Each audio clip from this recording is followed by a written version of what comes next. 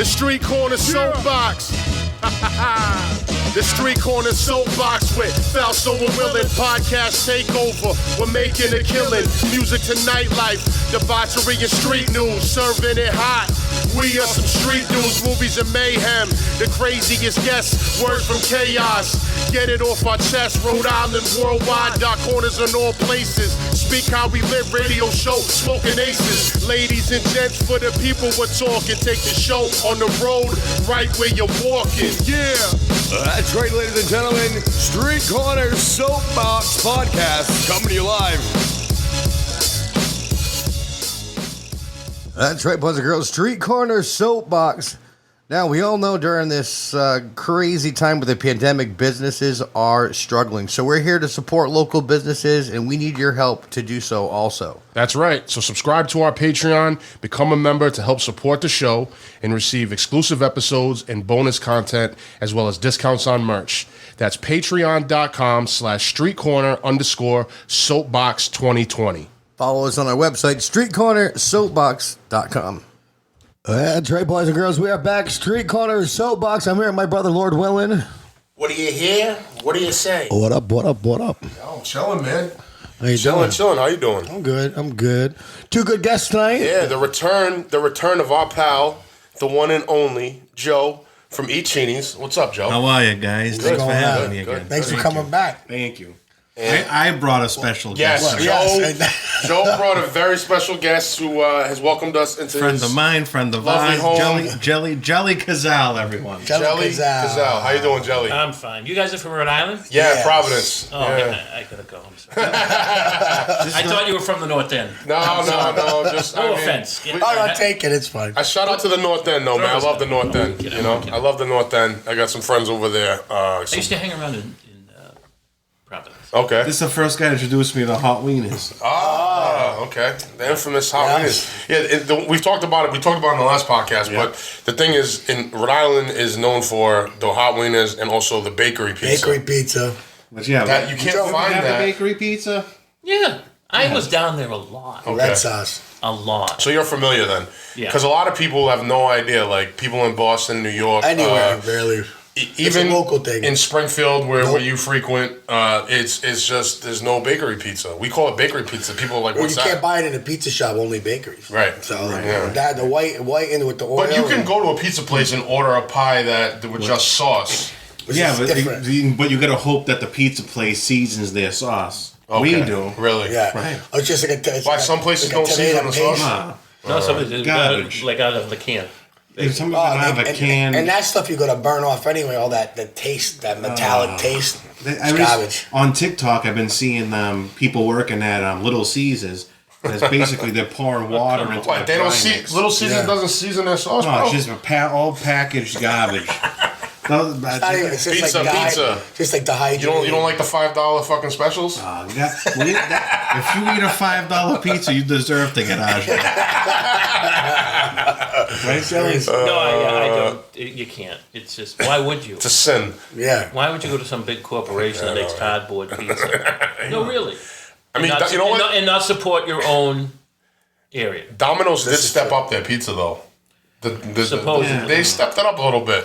What do you think, Joe? Nah, I can't agree. I can't agree with you. It's just, and especially since I've been in the pizza business, it's like people always trying to skimp and save here and save there. I go, you skimp and save when you're selling $5 pizzas. Yeah. I'm not into that. I want to use the best of everything. But we discussed this last time. Yeah, we did. And I was just telling Rob before you came, I've a good friend of mine, this kid Michele, him and his family, they got a place in Malden. Everything you need from Italy. Snacks. With the tomatoes. So these tomatoes I just got are organic, only grown in San Manzano, and he get exclusively at Cini. So I'm making the sauce with that. So you know- marinara and pizza sauce. That Eat Cinis sauce is legit, bro. Listen, Rob said this. So we had. I've known Joe for a while. Rob met him last time when he came down to the podcast, and Joe had brought some of his pizza and Cinis, which Rob ate for fucking 3-4 days after. Yeah, I ate Cinis for But 3 Rob days. said, he goes, Joe has the best cheese pizza that I've had. Yeah, I did. And I agree. That's I see it. high praise right there. I grew up in the North End, so I grew up right around the corner from the Pizzeria Regina, which Yep, is my yep. favorite. I got it a couple weeks ago because I was with my son. I said, I wanted something quick. I go, the thing's raw. So now I just paid whatever it was, $20, $20-something. I had to go reheat it again, so I had to cook it myself. So what I'm trying to say though is like what I try to do with my pizza was I take like that style and what I've learned from that. Umberto's, which we discussed, is the square pizza has one of the best. And then when I had the kid Luca who won best Neapolitan pizza at the show in Las Vegas. So then he came, and I was like, now I have all this knowledge, and we took a little piece from everybody and made it our own. Yeah, well, the pizza's really good, man. I mean, everything, especially for something that's something as simple as a basic cheese. Like, really good. The ingredients, I know you don't want to give your secrets away, but it's if you guys want to hear more about that, you can listen to Cini's Listen to the first episode with Eat Cinis. You'll hear more about that. But all the food over there is really well. Jelly, what's your favorite pizza place? Yeah, Jelly, what do you like for pizza? I generally don't eat pizza anymore because of dietary, but of course, when I do, call them. They're like, what do you want? What do you want on it? I like mine a little overdone. Yeah, I like that well done. Yeah. It's like, all right, you got to come over and get it, though. No delivery? I'm not bringing it over. And then I offer to pay, and he goes, nah. You drove. Yeah, I drove in that snowstorm. Another one. All these. So then just introduce Jelly to everybody. What are you? You're like an enigma to people. Yeah, you're like that person Pat yourself. on SNL. Not to say they didn't know if it was a guy or girl, not that type of thing, but you're like a Pat. You're an enigma. You know what I'm saying? That makes absolutely no sense at all. Well, I'll stop. I'm a male you're enigma. a real estate connoisseur, real estate mogul. Yeah, okay. You're a professional gambler. Wow. You're a degenerate gambler. I was a degenerate gambler without any. I was absolutely. You know, it takes a while to hone your craft. Whether you're Michelangelo. You're a Renaissance guy. I'm a Renaissance guy. Renaissance man. Well, I like the decor. We'll be posting some video clips, but there's some really cool decor in here. The Winston Churchill.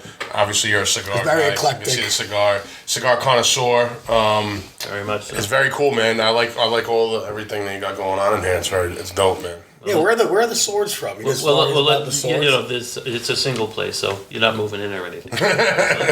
just putting that out there. This is a nice spot, though. You know, I wouldn't mind living here. This is yeah, nice. it is. They put a air mattress for Chris Ray here when we I moved got the one down in table. the corner because I had a worker that was hiding from. This is like Ripley's Believe It or Not. It kind of is. Right? It's a little bit of everything. Yeah, Well, You've done some of these paintings, you say. So you say. There you go. You say it. I have done many paintings. Really? Yeah. I'm not exaggerating. Any of these in particular? See the one down there? Yeah. The water one? I did that. Really? Yeah. Really? Yes. Yeah. So you're a talented artist too. Oh, man of many hats. Wears many hats. Most interesting. The hats are right over there. Yeah, I like those hats too. I love hats. I'm a hat person. We're both fans of hats and scallies. When we would play poker, Jelly would come in just to throw everybody off. So one week he came in like a Russian outfit. So he had the Russian hat. The Russian hat on. The With top the coat. I had the big top coat on. The next week he shows up with a bright green Celtics velour running suit. Oh, perfect. Do you want to hear the quick story? Yes, absolutely. Had a kid that worked for me. This is, again, I'm going back about 30 years. And his best friend was the brother of, I can't remember, I'm not a basketball guy. Yeah. I've told you the story. Anyways. Former Celtic player. Paul Pierce. Paul Pierce. Okay. So, and they're like, I never met him until he gave me a whole suit. Mm-hmm. You know what I mean? And it was nice that I was helping this guy out who was all screwed up and stuff. But he worked for me. It was all equal. And then the brother and all that stuff. He goes, Jelly, all this stuff. He goes, I got something for you. Right? So he gives me the thing. Of course, the pants, it fit me kind of. But the pants were out down to the bum. And I had it a long time. So every once in a while, I had it changed. So I could wear it. I'd walk over to the club for the game, for the poker game, and I'd come in. And all the people, because I normally dress up like you see me now. Yeah. And I come in with the thing with the ball. And it had his name on it. So I'm like, what are you doing? So he's coming in that outfit. What else did you do? I'm trying to think of one more good one you had. I don't know. I just Oh, kept, he would come in and be like, "Oh, Jelly, because it's to rile people up. How many buildings did you buy today? oh, that was 3 or 4. That was My him. mother just let me only buy 3 this week I closed on that one, and people going, what? in Manhattan." Yeah. No, I don't think I ever said Manhattan, but I would be something like, I just bought that 12 units over there in Malden. Yeah, I'm going to have to tear that thing down, I think. It's just rotten. And then 2 weeks later, I'm like, oh, yeah, I got the permits and stuff, but I ended up having 2 houses behind it because the people were complaining. But what are you going to do? Right? Make everyone happy. That's all I want to do. Right? And there'd be the blood coming out of their eyes. Where's they get all this money? And then Joe would be like, his mother gives him whatever he wants. I think she's got 20 mil. Now, the reason Joe kind of thought that was, okay, my mother and I have business ties. Okay. And so I might go out. This is a long time ago. It's not like that now. But anyways, I would go out and spend $1,000 or $10,000, whatever it was.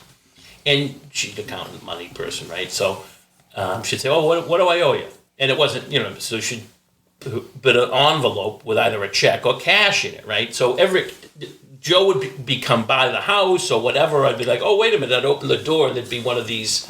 There was blue ones and there were pink ones. And they'd go, "What's that?" I go, "Oh, another thing." I never told them it was business in the beginning. Yeah, So I'd open it up and I'm like, "What is a check for $2,500? Thanks, Ma." And that went on for several years. You go, "Oh, no." And sometimes at Christmas boost. and the boost. That's what Joe goes, "Oh, you get another boost?" It was really business than anything, but my mother's a wonderful woman.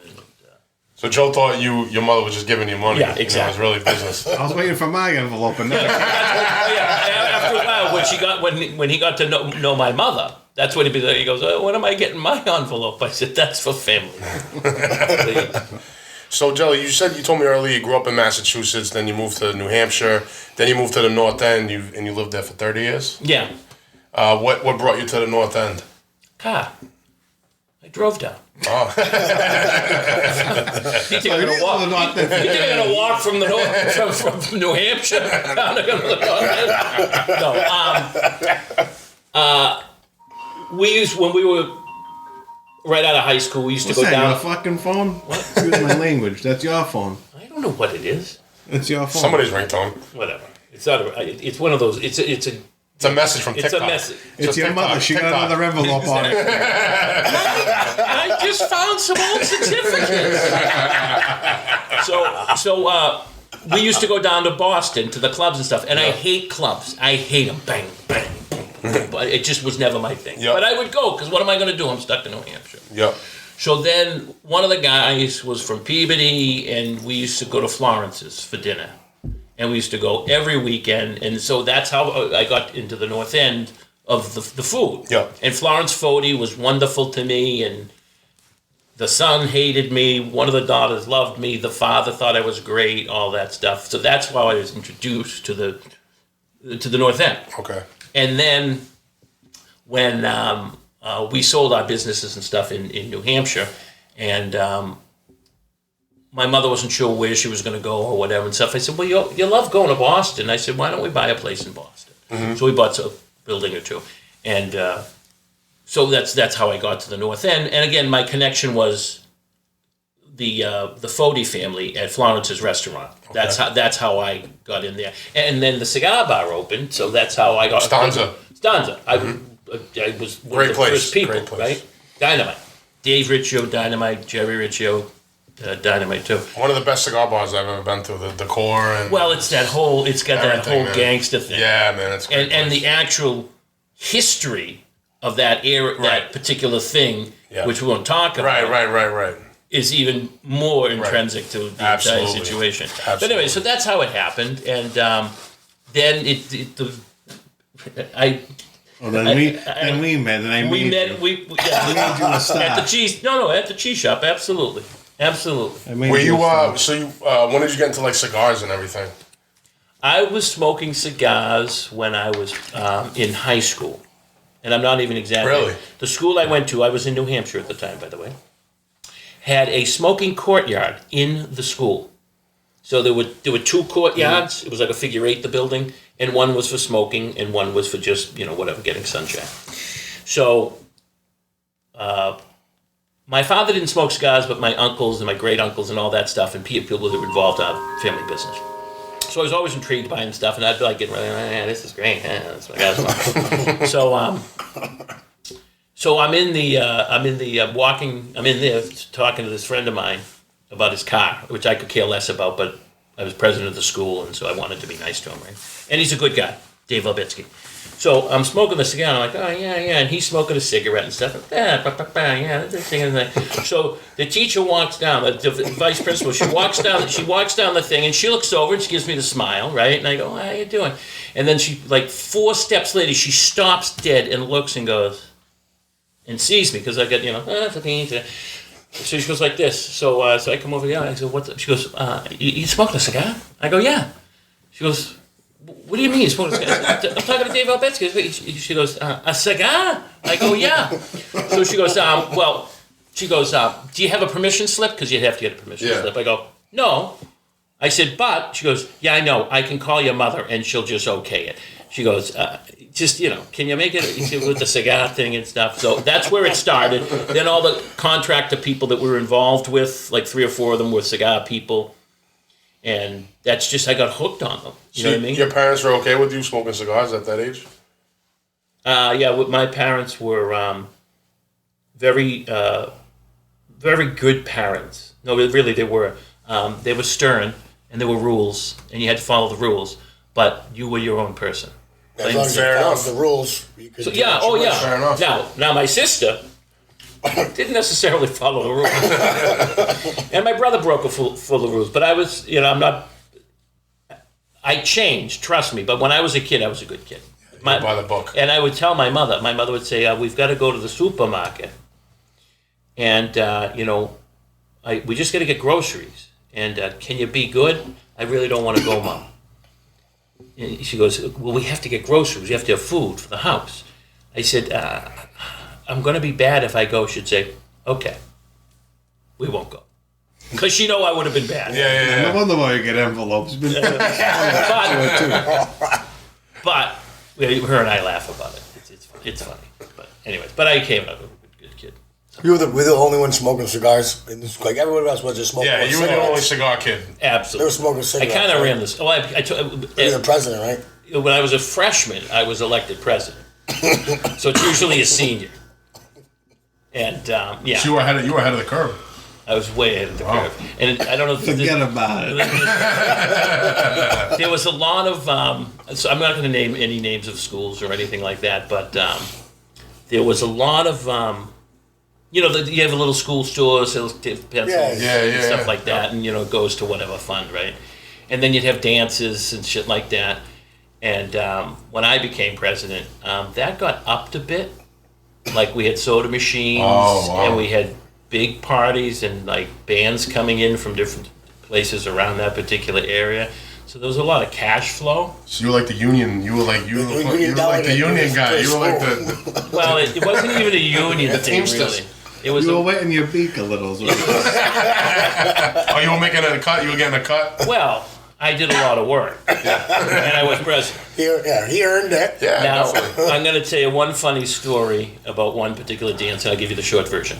So, we get this band from another town, and they're a known town, a known group. This is again a million years ago.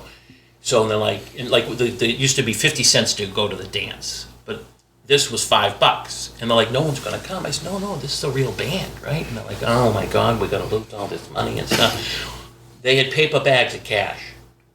People were coming in from all around. They had to open up not only the gym, but the cafeteria and all the other places to get people in. It was like a rock concert in its own version. Yep. So they got paper bags full of cash, right? So I come back and I'm looking, I'm like, okay, so me and the vice principal, we go back to the thing, and it's an all glassed area, and we start counting the money and straightening it out and this thing and that thing, and she goes, I better go back because the money, these big paper bags of money. She goes, if I lock you in, do you think you'll be safe? And I was like, yeah, I should be fine. Right? So I used to wear penny loafers. Now we're going back when penny loafers were in a while style. ago, yeah. Right. So I slipped one off because my shoe was a little sore. You know how you get the leather rubs the bottom of the foot, and some of the money fell down. So when I went down and picked the money up, I said, "Well, I'll just put it here for now, as like cushion."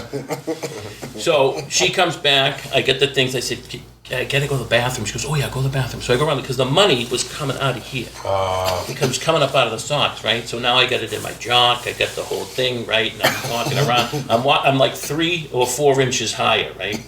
So Got a lot of money in there then.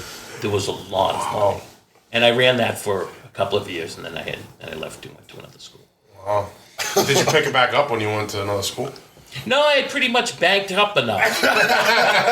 To the point, my father had just bought, to God's honest truth, about 2 months before I bought mine, my father bought a blue Cadillac, used, but only like a couple of years old, right? And I had all this. I was always making money as a kid. I mean, I could go on, and I won't. Yeah. That can be another time. But anyways, so I go down, because I went with him to buy the car and stuff and blah, blah. So I knew and I had a car.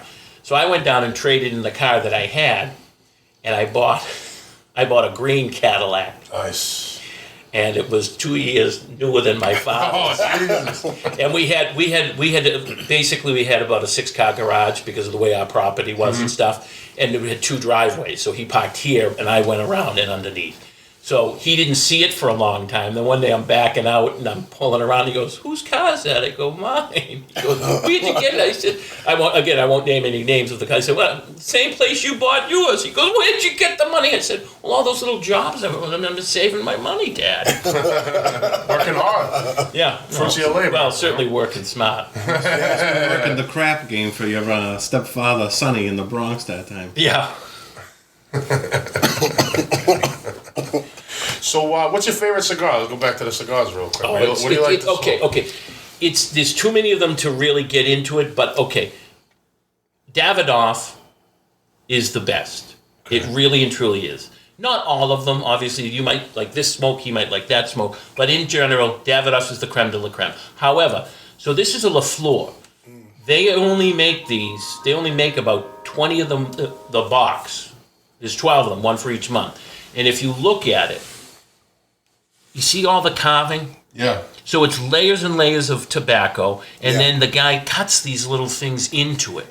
And they're very expensive, but they're a phenomenal smoke because, and I never thought it when I first started smoking them, and I don't smoke a lot of them, it's like a celebration thing. Yeah. As it burns, and it's very hard to do in the cigar business, as this burns, the flavors do change. Mm-hmm. Really? It changes. And the first time I had one, when they first came out, they couldn't sell them because they were so expensive, and I bought like 10 boxes of them, right? And I would give them to certain people and blah, blah, blah. And I gave one to Dave Riccio and all that stuff. And then I just started smoking them, and people would be like, "Hey, guys," because it's like a $20 or $25 cigar. Mm-hmm. Yeah. And I'm like, hey, of course, this was in the gambling days, right? And the money's like, "Oh, I don't care, I'll buy a crate of them." And I'm smoking them like they're not. So it is, but they're phenomenal. What do you think of Gurkha Ghosts? I like Gurkha Ghosts. I like Liga Privadas.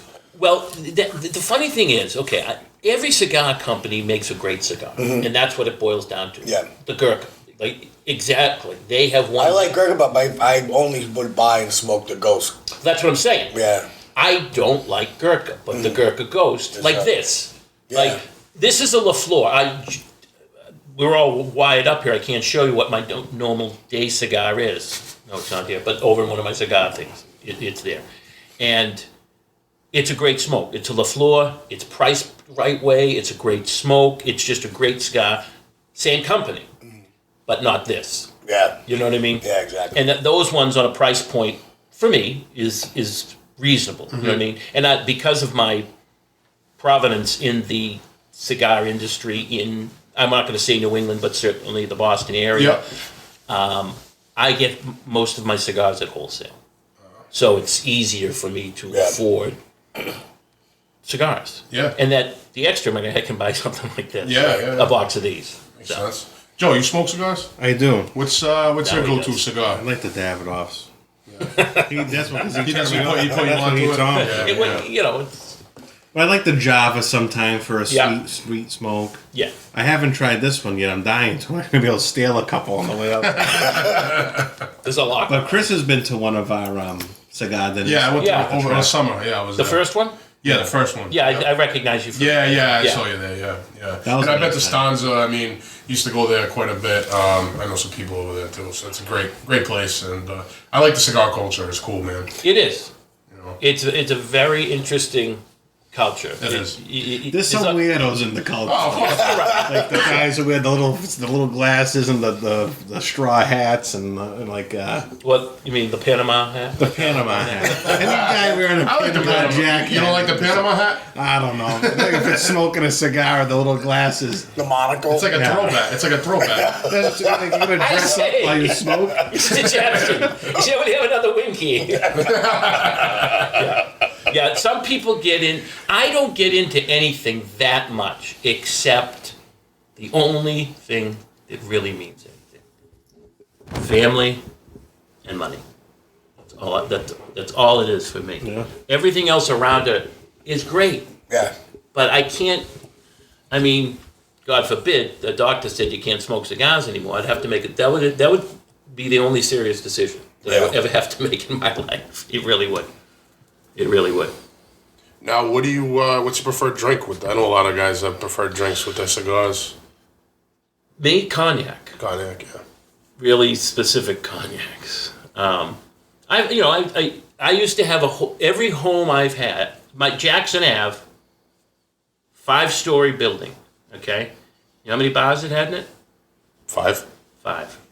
Every floor had a bar, and people would come in, guests and family members and stuff who hadn't been there when it finally got done and stuff, and they'd be like, "Hey, fucking bar over here." Huh? I'm like, "Oh yeah, this thing and that thing, right?" So you go up and they'd see another floor or whatever, and they're like, "Is that a bar over there?" I say, "Yeah, it's just a little wet bar." And then you go to like the main living room floor, right? And there's, the bar here, and then there's a bar over that corner, and then the 5th floor, which was the deck and all that stuff. There was a bar up there, and like, do you have enough bars in there? And people used to complain I had too many bathrooms. I'm like, it's a townhouse.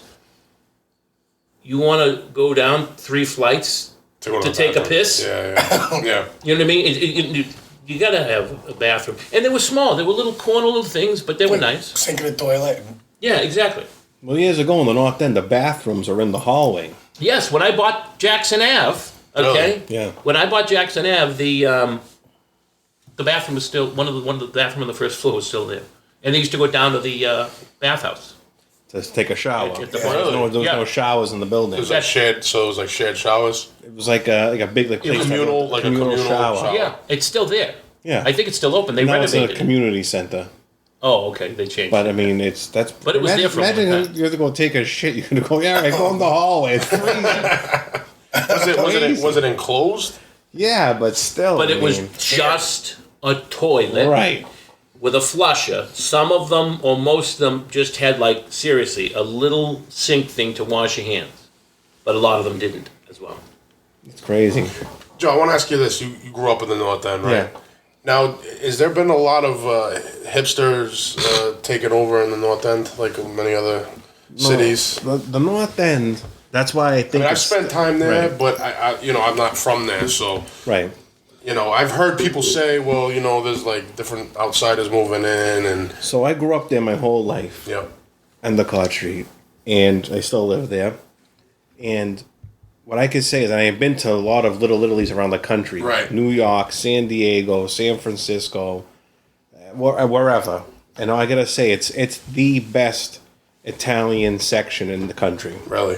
And now you have people from even Philadelphia. Yeah, I was gonna say they that, all too. they all say that the North End's the best. I heard Philadelphia has a good. But that being said, when I went to AC one time, we drove through Philly. There was holes in buildings. I said, "This looks Really? like downtown Baghdad." I Really? never saw this in my life. Yeah. But what I'm saying is, I think the North End is still the best because there's so many people who grew up there still there. Yeah. So they never sold out. They never sold their buildings. I hear or Arthur Ave properties. too in the Bronx is kind of the real. Doesn't touch the North End. Really? I haven't been, but that's what I- the food. They have excellent food, and Yeah. the mozzarella is the best in New York City that I ever tasted at Casa della Mozzarella. And I went to that cigar place in the Bronx, in the indoor market. That's really Yep. cool. Yeah. But I think because there's still a lot of people in the North End that own their property and never sold it, and that their family's still there. There's Just no with all the tight-knit feasts and community. everything. So there wasn't a big wave of hipsters or anything into. Well, the no. North So End. of course, you had the yuppies start coming Yeah, in. That right, was like say, in Southie and right in the everything. '70s, and then now it's mostly like college students. Yeah. Right. Okay. Right, but like I said, I mean, what would you have? If you have to take your pick, I mean, you got to pick your poison. I Yeah, mean, yeah. It is what it is. Yeah. People got to move to the city. Yeah. But to Joe's point, if you really think about it, most of the apartment buildings in the North End are owned by families that have been there for 100 years. Gotcha. And then, not all of it, but in general, and it's so small. The North End is so small. You know what I mean? Like we talk about Southie and, It's a square mile. and Yeah. the gentrification of Right, Southie, which right. I love Southie, don't Yeah. get me wrong. Yeah. But because it's that concentration of, there's only so many people, building owners in the North End. You know what I mean? Yeah. And they're pretty, and most of them have restaurants or connections to restaurants in one form or another. So they've kept it that way. Well, that's what makes it strong too, is That's because what you have makes it over strong. 200 restaurants Oh in a yeah. square It's mile. Incredible. And like other places, people fight, which people in the North End, they fight with each other and all Yeah. nonsense. But at the end of the day, they always want what's best for the North End. The whole neighborhood. Right. Yeah. So, I think the restaurants really help. There's a unity definitely there. gonna help. Oh yeah. Right. I mean, people come from all over to eat there. Right, and how crazy is that? If you think about it, over 200 restaurants that really all serve chicken parm. Think about the amount of chicken parm that's sold on a weekend night in the summertime in the imagine? North End. Yeah. And even like a marinara with pasta. I mean, that's unbelievable amount. It's Charlie, probably, what's your favorite restaurant in the North End? Well, you said the one earlier that you went to when you were younger. But That was Florence's. That's Limoncello's now. Limoncello now. Okay. And then I was, for a long time, I ate at La Conte's for years. And then I don't have a favorite. I got to be I mean, honest. with you. 200. It's hard to probably have one. Yeah, because You know. I'm not saying I'm the only person this happened to, and a lot of it's because of Joe. Yeah. It's not just because of me and, Yeah. and my greatness. Is that I was, over a period of time, because I lived there. I walked around. It's like, I was really involved in it in the sense, and they really took me in the sense that, like, there's not many times, even now, that I go to a restaurant in the North End that I'm not comped in some way or another. Okay. I took a big-time lawyer.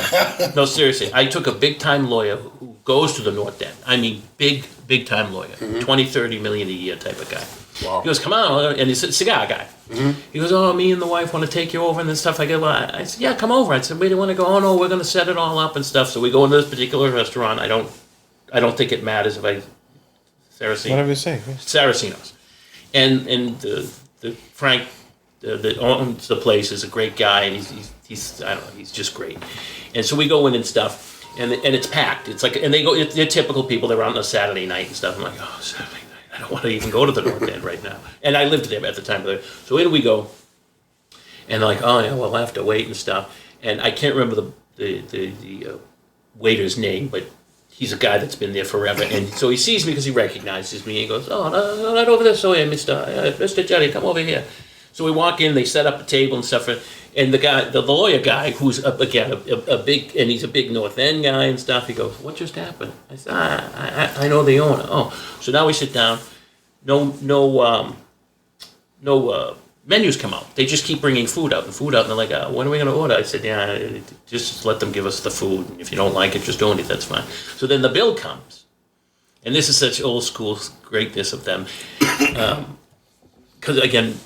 They know them, but they don't know them like I know them because I was there. And so the bill comes. No bill comes. We get the bill. I said, "Give the bill and stuff." The guy goes, he goes, oh, what was this? I just screwed it up. I'm sorry.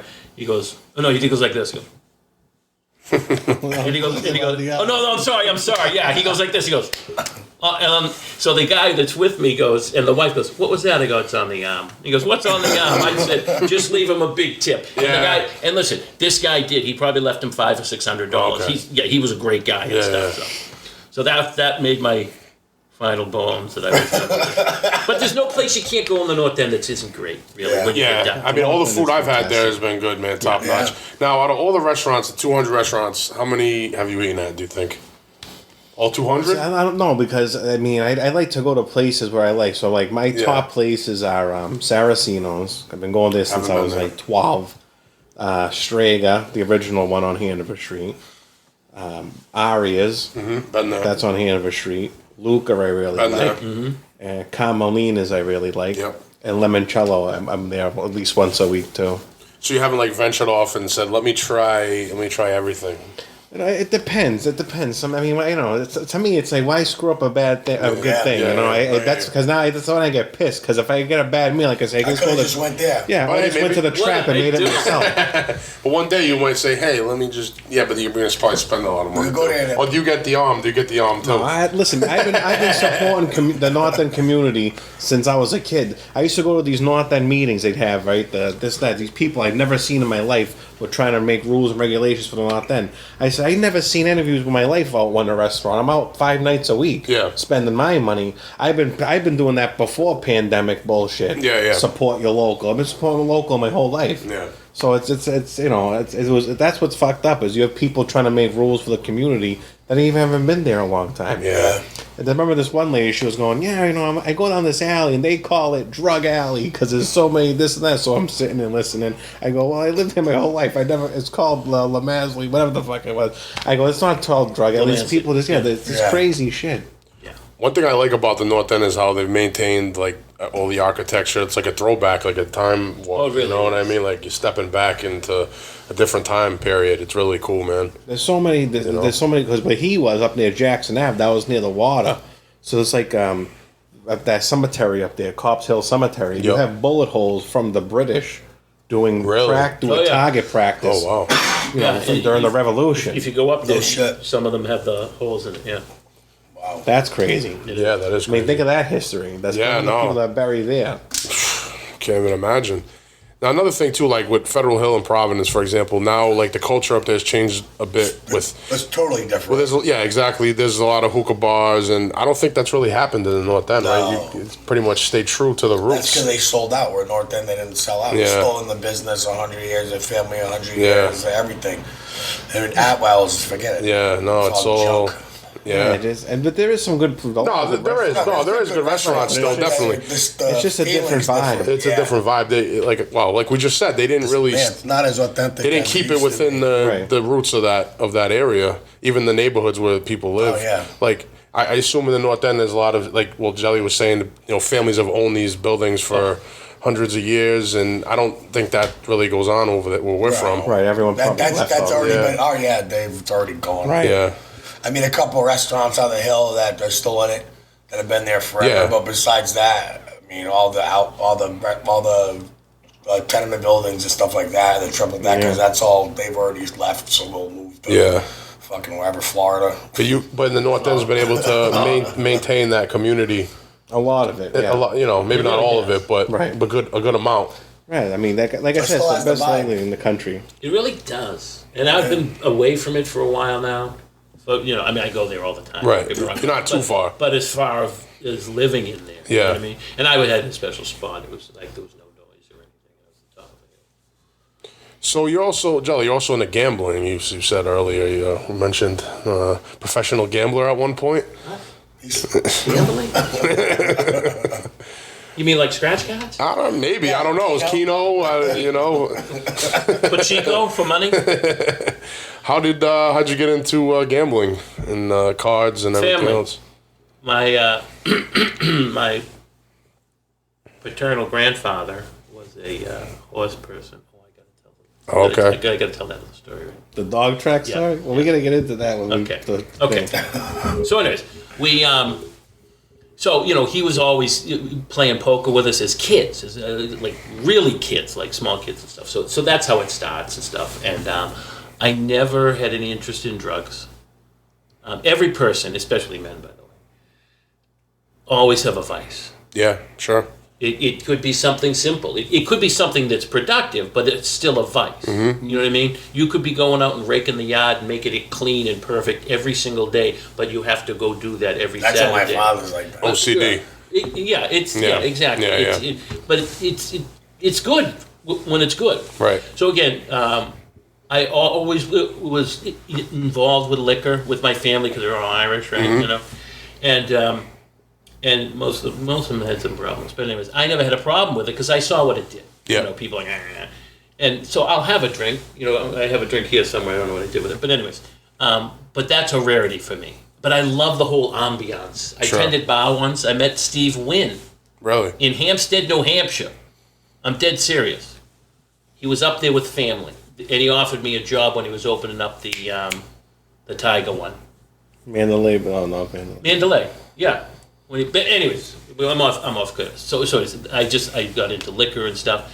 And my when I was a kid, me and my cousin, my grandfather's bought these. They still have them out there. It's a little crap machine, and you put the dice in, and it spins them around and shoots them out.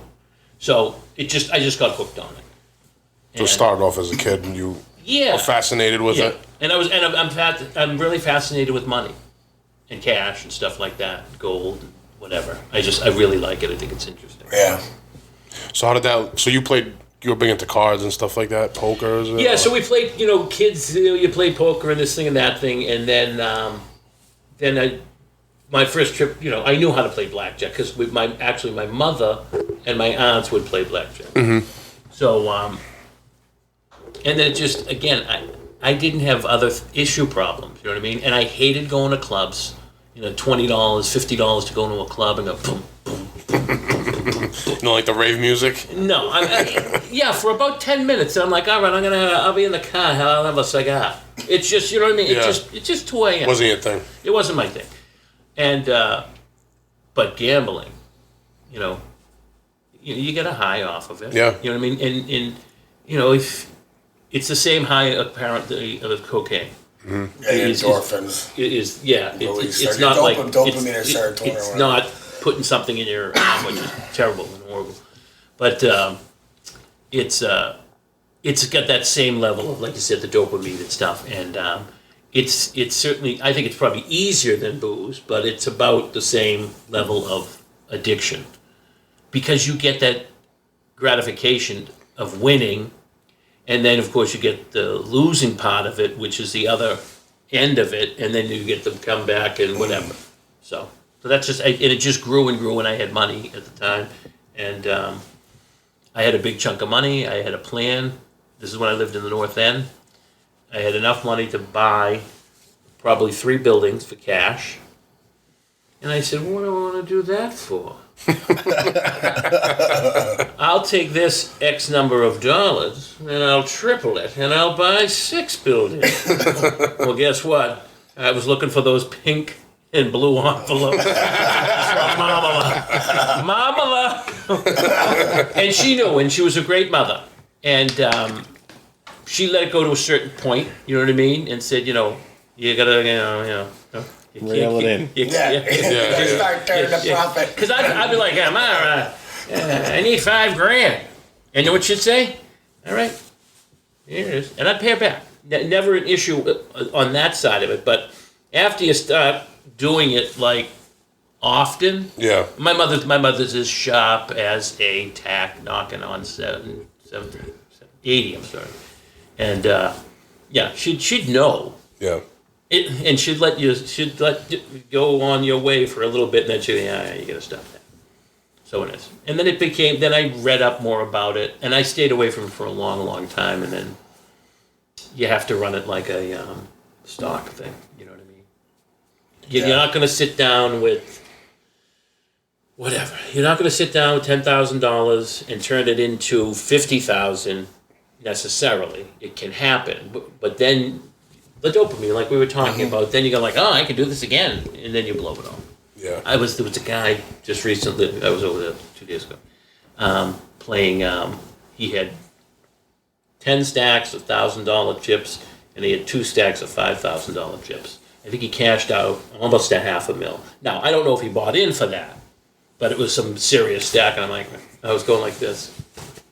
Oh my God. So, but you have to be able to stay away from it because you'll end up with nothing. Were you mostly playing blackjack? Is that what that was the game? Well, when I got hooked up with Joe and stuff, it was poker. Okay. Because that was during the poker fray. Yeah. When we, Poker superstar. Yes. right. And then One series of poker. trying and to all get exactly. We're trying to get the show with Joaquin Phoenix and all that that. stuff. We'll get into that in a second. So, anyways, but blackjack is an easy game if you know how to play it. If you really have to learn it, don't get me wrong, but it's a pretty simple game. You know what I mean? And the only way to play is either one or two people at a table. So again, there's a lot to it. So, and I play alone. You know what I mean? Yeah, we talked about that. Yeah. So, Were you playing professionally? well, technically, no, I'm not registered professional. Okay. But I know people that are. Okay. Because it allows you to carry certain amounts of money in Gotcha. planes and stuff like that. So. Gotcha. You going to Vegas a lot? No, why? I could almost walk to the Encore. Yeah, true. But, True. I won a couple of tournaments, blackjack tournaments in Vegas. Yep. Which are very hard to win because it's not real blackjack. You know what I mean? Really? And I had some massive wins out there. I mean, like I had to call my workers from there. I'm like, I'm going to Vegas for a week, and I'd be there for a month. Really? Oh yeah, and they'd give you everything. Oh yeah, they must have loved you. Oh, absolutely. And I left with lots of money too. And that's part of what fueled now that Foxwoods was open. Oh yeah. Right? Like, it's close. I don't have to fly all the way over there. So Joe, you had done a pilot for a TV show that you had an idea for. I didn't know this last time when we did the first podcast, and then you had sent Rob a link. It's on YouTube. Why don't you talk about how that came about, and the Jelly was involved with that? So at the time, this was about 10 years ago, right? Something like that, I think. And we were playing poker heavily. We had a weekly poker game on Friday nights. And then it got raided. We got busted. Can you We imagine got busted that? up. A couple of guys playing pinochle. Yeah. only me. So now, anyway. That's true, by the way. Only him. I had at the time where the trap is now, I had a place back then, but I was young and stupid and just doing stupid things on, caring about nothing. And Well, you thought you were. no, so then I caught my first bid. I did my first bid around that time. So anyway, I come out of jail and I'm back at work at the shop, whatever, hanging out. This guy comes in, starts talking this and that, and I go, "Oh, what are you doing here in Boston?" He goes, "Oh, I'm filming a Reebok commercial." And I go, "Oh, really? What do you do?" He's like, "Oh, that's what I do. I film commercials. I do photography and this and that." So I said, I threw it out because I'm an idea guy. I said, "I have an idea for a reality TV show." I said, "About underground poker." He goes, "Hold on a minute." Grabs his phone, starts texting. He goes, "Listen, I just texted Joaquin Phoenix." He goes, "He loves this idea. Could I film something before we go?" I go, "When you leave?" And he goes, 2 days. I go, now at the time, the poker game's dismantled. Yeah. Right? So now I'm like, fuck it. I go, "Yeah, we can get something together." Now I'm scrambling. Jelly, who can we get? We get this one, that one. We throw a little ragtag team together. We go down Stanza. And we shoot a little pilot with, which the guy just goes, "Here, Joe, here's a camera." I'm shooting mostly myself and doing interviews and all this stuff. So now I figured this guy was just a nut. I figured I'd never hear from him again. Yeah. So now about 2 weeks later, he calls me. He goes, "Joe, I need you to come out to LA. I edited the sizzle reel. First time I ever heard what a sizzle reel was." And he goes, "I wanted you to come out. We're going to pitch it to a couple production companies, see if they want to take it on." And I go, "Okay." Now at the time, like I said, I just come out of jail the first time. I'm broke. Who do I call? Call Gelli Cazal. Because Mama got the envelope.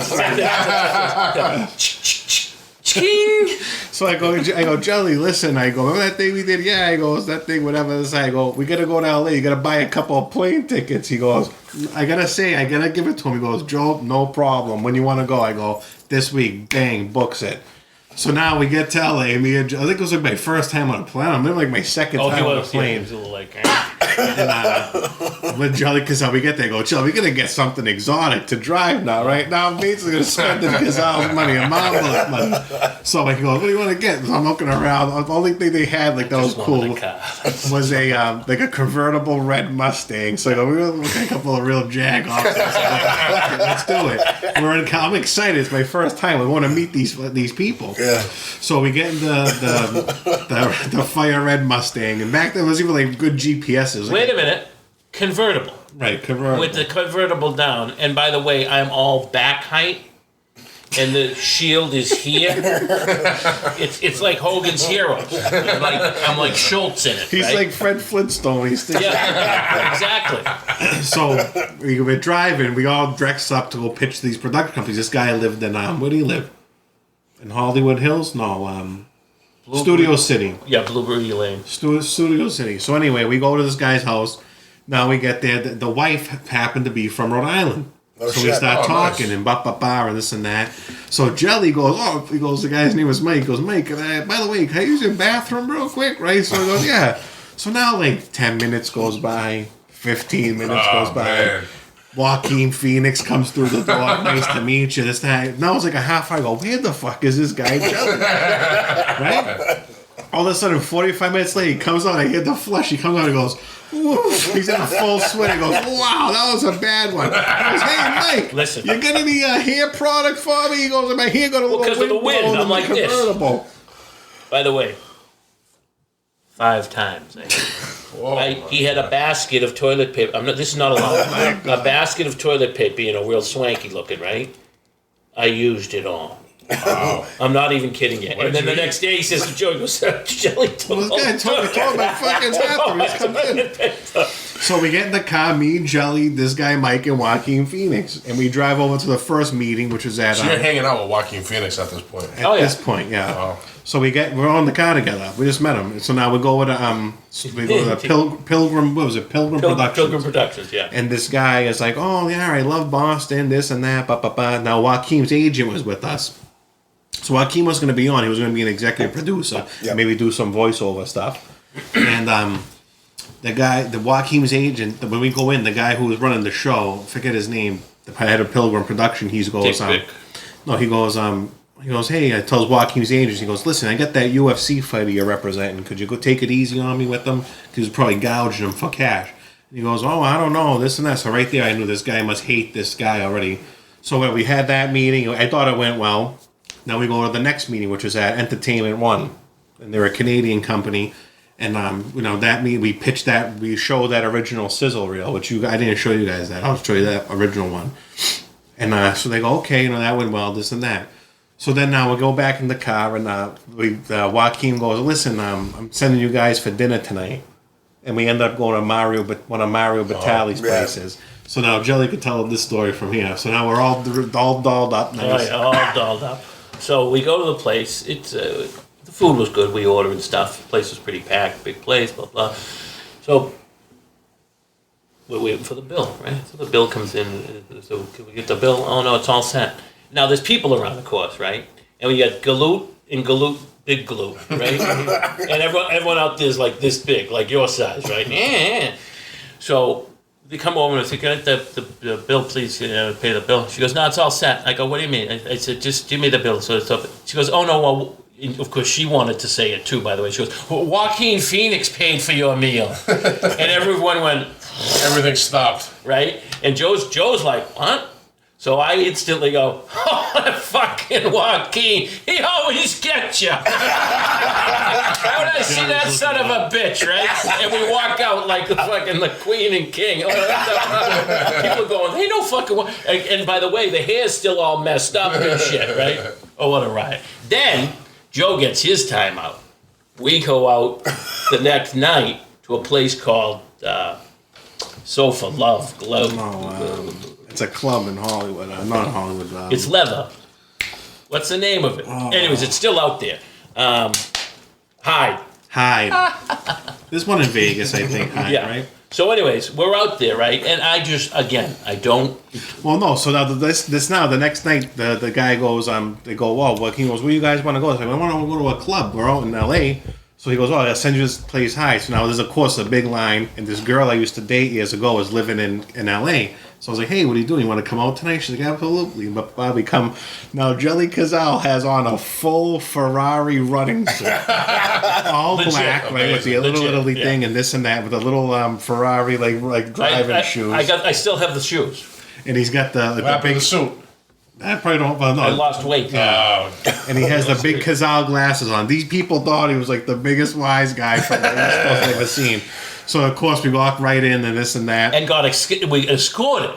Right. 2 bodyguards, bigger than this, our own little palace in there. It was a riot. So now, of course, they told you I had no money at this point. So they go, what do you want, right? The girl goes, oh, give me a bottle of Dom, this and that. I go, Gelli, you get that credit card? He still talks about to this day. He says I owe him money from that trip. This was 10 years ago. It sounds like you do, actually.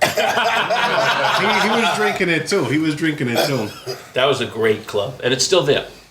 So you went there, and then so what ultimately happened? No, so then like the next day we went to one more meeting with Joaquin, and he was a little weird of a nice guy, but really strange. Like it was like jumped, like he was like touching on me. It was really weird. Oh yeah, he's like, hey Joe, he's like, and Joe doesn't like to be molested by men. It's really weird. You know what I mean? But and then we met him over at we saw what's his name, Chalky White. We saw the guy who played Chalky White. Michael K. Williams. Yeah. I seen him, and I remember this another time when I'm in LA. I'm on Rodeo walking down the street, and then I hear some guy go, "What's up, gangsta?" So I turn around, what the fuck's this guy? It was Mike Epps. Oh, really? No, so I'm like, Mike Epps, what's up? He's like, what's up, wise guy? I was like, nothing. Where you going? He's like, I gotta go home. I was like, all right, nice to see you. Just randomly, like, dude, if I stood out in LA, forget about it. Wow. I would have probably got in more trouble, but wow. it would have been a good time. Wow. So then we go the next day that Joaquin goes, I want to take you for lunch. We go to Four Seasons, Beverly Hills. Now you're gonna be like, just think about this. I went from Boston like with nothing to like, wow, we're in Beverly Hills, Four Seasons. Like I like Gelli, we made it. This is it. And we end up meeting Woody Harrelson's brother Brett. It was like, you just meet all sorts of random people. So now that we pitch it to the production companies. Now, one of them, the Pilgrim passed because he was beefing with Joaquin's agent, and now Entertainment One said yes. So now, life goes on. No one's really staying on top of these. A whole year goes by, and when we talked about earlier, a lot of Boston shows came and went. They flopped. Right. We were talking about that. Right. So now they go, finally I fly back out, and I met with Entertainment One again with the guy Mike, who was a camera guy, and he goes, they go, listen, all right, we're gonna send someone over. Sorry, got delayed, So they send out a guy, and now, but the way they did it was fucked up because this guy Mike was that's his business. He's a camera guy. He's like, I can't make it, Joe, you do it yourself. So now it's me and Gelli. And it's like, what the fuck do? We just gotta make shit up because it's not real. It's all reality. It's all gonna be fake. Right. So it legitimately in 2 days we had to come up with a whole little plot for the sizzle reel, which was a little difficult, no? Yeah, and it was just if we had time to really, work on it, or find someone else to help us work on it, So anyway, so we're filming it. So one of the scenes was I go and ask Gelli for help to come. I need him to come to the game to attract the big gamblers. So I show up. He's got a bathrobe on, and he's smoking a cigar. And his whole house used to smoke cigars right in the house. And I'm looking around. I go, buddy. Please tell me you have underwear or shorts on under there. He goes, Joe, I'm in character. He goes, I'm a free ball. He goes, I gotta be myself. And we had the same $7,000 that we just put showing in each scene, and he had a stuffed bear. It was really insane, actually, the whole thing. Well, that's right. We did my office. Yeah, and we went down Stanza, and we filmed a bunch of stuff. They were nice enough to let us film down there. And then who happened to be in the North End that day? Who came by? Big Ange. Oh, really? She was alive. God bless her soul. That's right. Yeah, so Big Ange stops down. Come by my bar. Right. And I looked good back then. I got a suit coat. My friend owned a store. It was Kurt Schilling's sport coat. Oh, really? And it fit me like a glove. Oh. And I had nice tan going. This is why I was heavily tanning back then. And I don't tan on. It's not good for you. It's not. No, it's not. But so we film all that. The guy goes, all right, we're going to edit this, and we're going to go pitch it to some TV stations. So now we go to New York. Gelli, come on, we got to go to New York now. Now Jelly calls Marmala. She gives him the credit card, and he's got he got like 5 brand new crisp suits. I might still have pictures from that. I got pictures. Which are good. Yeah. So he's wearing like the sparkling like patent leather shoes, get the suit and this, that, and I'm dressed like myself. And they weren't patent leather, by the way. I wouldn't wear patent leather. They were nice. They were nice shoes. They were tassels on. He had a tassel hot shoe. So I think the first one we went to was like the History Channel or something, right? Yeah, that was the no, that was the one you said the dog track story. Oh, okay, that was that one. Yeah. Okay. So he goes in. The guy goes, we love this story. They go, show him the sizzle reel. You sit down. He goes, I love these. You have any other gambling stories? So Jelly goes, yeah. He goes, my friends years ago, they owned a dog track. And he goes, before the race, they used to get the dog and squeeze the dog's balls. So the guy goes, really? What did that do? Make them run faster? So Jelly goes, run fast. Let me grab you by your balls. See how fast you come out the gate. Like they were blown away. How this show didn't get picked up? Because this guy was spot. Everything he needed to do. He was a star, man. He was spot on. Natural. Yeah. Right. And the funny thing was, the guy was a typical, all perfect guy. You know what I mean? Yeah. And a little full of himself. You know what I mean? And maybe didn't necessarily. So then when the story comes in, blah, blah, blah, and then you give him that zinger, he loved it. That's amazing. Yeah. And then we went to Discovery. That guy there was just on one of them, National Geographic, and the guy was like, can we follow you doing other illegal things? At the time, go send me to Colombia. I'll come back. Whatever you want me to do. Because I was wanting to get this done. Yeah.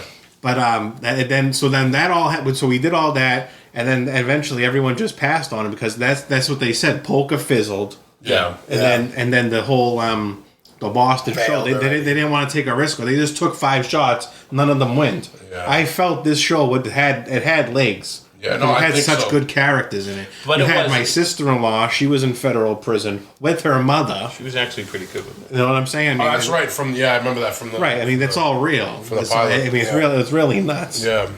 But that's that was how life was. And then after that field, and then, so like I said, I got in trouble that first time, that field, and I was like, instead of just like saying, maybe we should just go to do regular things, I go, fuck it, let's turn it up a notch. And I started doing more stupid things. Yeah, so you didn't stick with it. That kind of lost your motivation after that. Well, yeah, because your mom was pumped up. I mean, when you go out there, it's like I loved LA. Yeah. I loved it. I fell in love. I mean, right? I mean, you liked it. Yeah, it's nice. And you probably thought, hey, this is it. It's going to take off. Yeah. I thought at least something, Yeah. I thought we were the two new, what's the names of those guys from Cambridge? Oh, Affleck and Damon. Oh, yeah, Matt Damon. Fake and Faker. So why do you think Boston was so hot for that period? Because we were talking about earlier, there was a show. Hot again now. There was a show, Southie show about some family in Southie. There was the Saint, whatever it was called. There was that one. There was one with some girls. Yeah. I don't. Maybe because it was just that's how LA is. It's all honestly, it's all about like who you know, and if it's gonna happen, they gotta like greenlight it because think about it. Everyone's scared to death to greenlight something and it to fail. Yeah. So it's so easy for them to say no. That's what I gathered from when I'm out there. It could have been too the movie. Like I don't know if The Town came on around that time. There could have been some other movies. No, it was just poker was starting to fall. Yeah, you know what I mean. And what it really was Joaquin's, my belief. Yeah. His agent didn't want him doing anything on that low end, whether he was an executive producer or anything else. Okay. But because he and the photographer guy were best buddies. I mean, best buddies. He let him go through the process more than anything. You know what I mean? And we were at the edge of when poker started to fall apart. You know what I mean? So it is what it is type of thing. But then again, you had that movie that got greenlit with the girl Molly's game. Yeah. She had a high-end poker game. So why do you think poker start to fizzle out? Well, that's when the feds clamped down on internet poker. Exactly. What happened was all these internet kids, they were playing online all day, free satellite games, and they were winning the 10 grand to enter the World Series of Poker. So then all of a sudden it got flooded with a lot of people. The jackpots were huge. And then the minute the feds came in and started fucking with they usually do fuck everything up. Yeah. And that's what happened. Then all of a sudden it fizzled because then it got small. Went back to what it was originally, just a smaller group thing. You know what I'm saying? I mean, it was super hot poker. It was, and then it's exactly what Joe just said.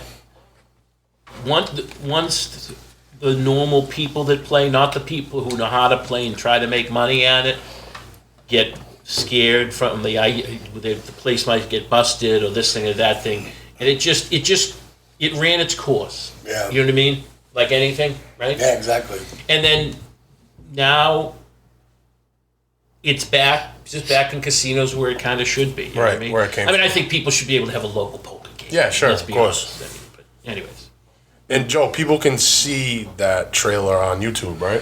I don't know if it's on the Eat Cinis YouTube. Maybe I'll throw it up It's there. on there. You sent us that link. That was like a one I just put it like whatever. I forget what it was. It's so long ago. But it's still up there, though, right? Right. So people will go watch it. Yeah, so maybe I'll put on that link or I'll put it on the Chini one. We can post the link, too. I got the video. What's it under on if people want to watch it on YouTube? I don't. I can pull it Well, up. maybe someone will see it out there and they'll be like, "Hey, this is a great idea for a reality show," and then they'll contact you and it will start all over again. This is why though I do like social media is because now you don't need anybody. Yeah. You want to make your own content. You make your own content. If it gets hot, it gets hot, and like you don't need these people saying yes or no to determine what's what reality people TV. like. You could just do on social media. Yeah, it's under You literally could do it now. Yeah, absolutely. If you had the, We'll put a link when you guys. Yeah. Well, maybe that's your new move. Maybe you do something on social media. You know? I'd like to get into some sort of. Rob, did you find it? Yeah, it's called The Action Boston, but I'll post it. We'll post it up. Yeah, we'll post the link, but if you want to search it on YouTube, it's called The Action Boston, and you'll see Joe Chini's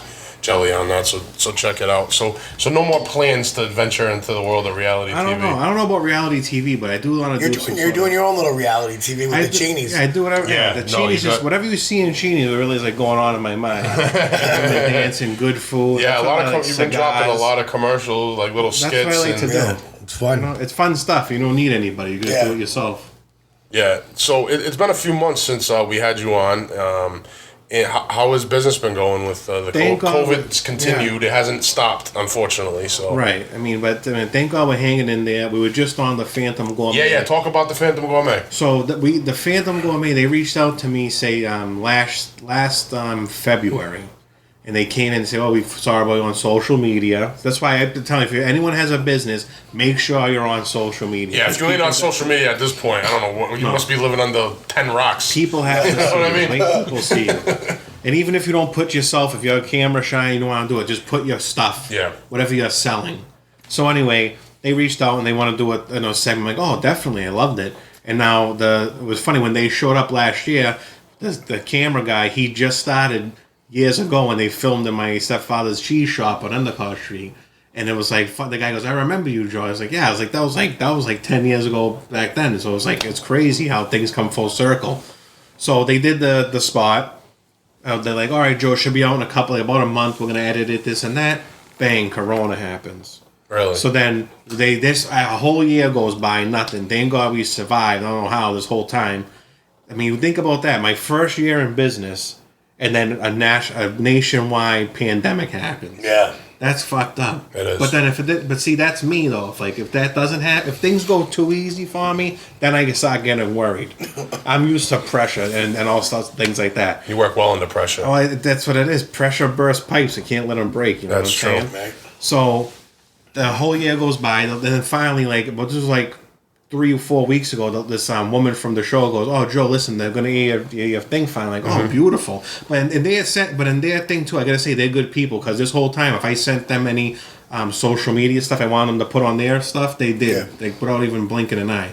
And that's what it's like too, because especially nowadays, you have all these people they want money from you. Well, post this. You're gonna pay me this and that. these people that have these big platforms like Phantom Game, they don't charge people, especially now. How are you going to charge people? This is bad. Right. Everywhere I go, I put stuff on social media. Other pizza places. Oh yeah, me too. Burger places. Man. I'm not like you just did that twice today. It's networking. You know that these food bloggers that come into Cinis, I throw them right up there. I mean, listen, that's what it's about. If we help each other out, we all become successful that way. That's why I get. It's like I'm so sick of people being nasty, and it happens. I feel this Corona made people get a little nasty. Yeah. And it's like the other day, I pull up to Starbucks down on Commercial Street. I pull up, I block a car in. The guy, I can see he's getting a hard time getting out. I go, I apologize. I say, you want me to move the car? Kid goes, no, I'm good. Thank you, though. I'm like, oh, I was like, wow, because I was ready for him to be nasty. Say something stupid. Yeah, of course. So the kid goes, no, thank you, I'm good. So I go, oh, buddy, can I get you a coffee? I said, I'm going ahead. He goes, no, thank you. It's very nice of you. I go in and get my coffee. I come out. The kids, I see they have a New York plate. Guy and a girl. So I go, oh, where you guys from? They go, oh, Brooklyn. I go, oh, I love Brooklyn. I've been to here, there. I go, where you guys going? They go, oh, we're gonna go walk around. I go, you come to the right place. The North End's the best little inn in the country. Yeah. And the guy and the kid goes, I said, too bad you weren't. I said, how long are you staying for? They go, oh, we're leaving after this. I said, oh, I own a pizza shop. You could have came by. I would have gave them some stuff to try. Yeah. Kid goes, oh, my family owns pizza shops in New York. Just like people just gotta be nice. To it's like exactly. so much bullshit, right? Cazal? Well, you know what your friend says about New York. What? The real New York. It's in the boroughs. Yeah. Right, but it's just like, if you knew the guy that said it's funnier because it's true. By the way. Yeah, definitely. But for this guy to say it, it's just not right. It's like it's just weird. You know what I mean? But the bottom line is, I want people just got to stop being nicer to people. Yeah. I think that's what it is. Fuck you. We donated to I'm sorry. BPD at the beginning of the pandemic, the Boston Police. We donated to the Mass General multiple times. And then just the other day, just because I was thinking, I said, I never got the firemen who were on Hanover Street in the North End. I sent them food. It's like, what the hell? I don't know. It is what it is. You gotta give. But thank God, like I said, we've been surviving. The Phantom show. It helped you, right? It helped us tremendously. That's a great show, and they're great people. And then they showed us again right on Super Bowl Sunday in the afternoon. So we got busy for that. Thank God. And they're still going to be showing the episode. And then as soon as a link comes to that, I'll give you guys. Yeah, definitely. On there. It's a great episode. Can people watch it online? Because I know some of the channels. It's not out yet. No, they didn't put. But eventually, it probably. Right. Yeah. They want to show it a few more times on the air, and then air it like that. Yeah, no, that's good, man. That's a good look, and everyone should check out that episode. I used to binge it. I'd go on their thing and just watch them all, because I like the food, so. I know. Let's go, and it's local, so if I'm in an area somewhere I can say, oh, look out, so I've done that too, go on the app and like, oh, where's around here that I can look and say, oh, okay, well, I can go here. If you have to go in there, the diner drivers and dives too. I've done that with them. They were on the Wiener joint, New York system. Me and Jelly were up in Santa Rosa, California. That's where Guy Fieri's from. Yeah. Oh, yeah? Yeah. Nice. We were all over the state. Santa Rosa. Good times. And maybe that show will open up the doors for other networks and shows and stuff like that to come check out, Eat Cinis. If you want the best pizza you've ever had and the best rice balls Arancini ever had, I went to a place the other day. I'm not going to say where it was. It was in Rhode Island, by the way. Oh, wow. Damn. Hey, $19 for 3 mini rice balls. I don't want to hear anyone complain ever again about cheese after paying that. I think I might know the place. I'm not 100%. Crazy. I might know. We just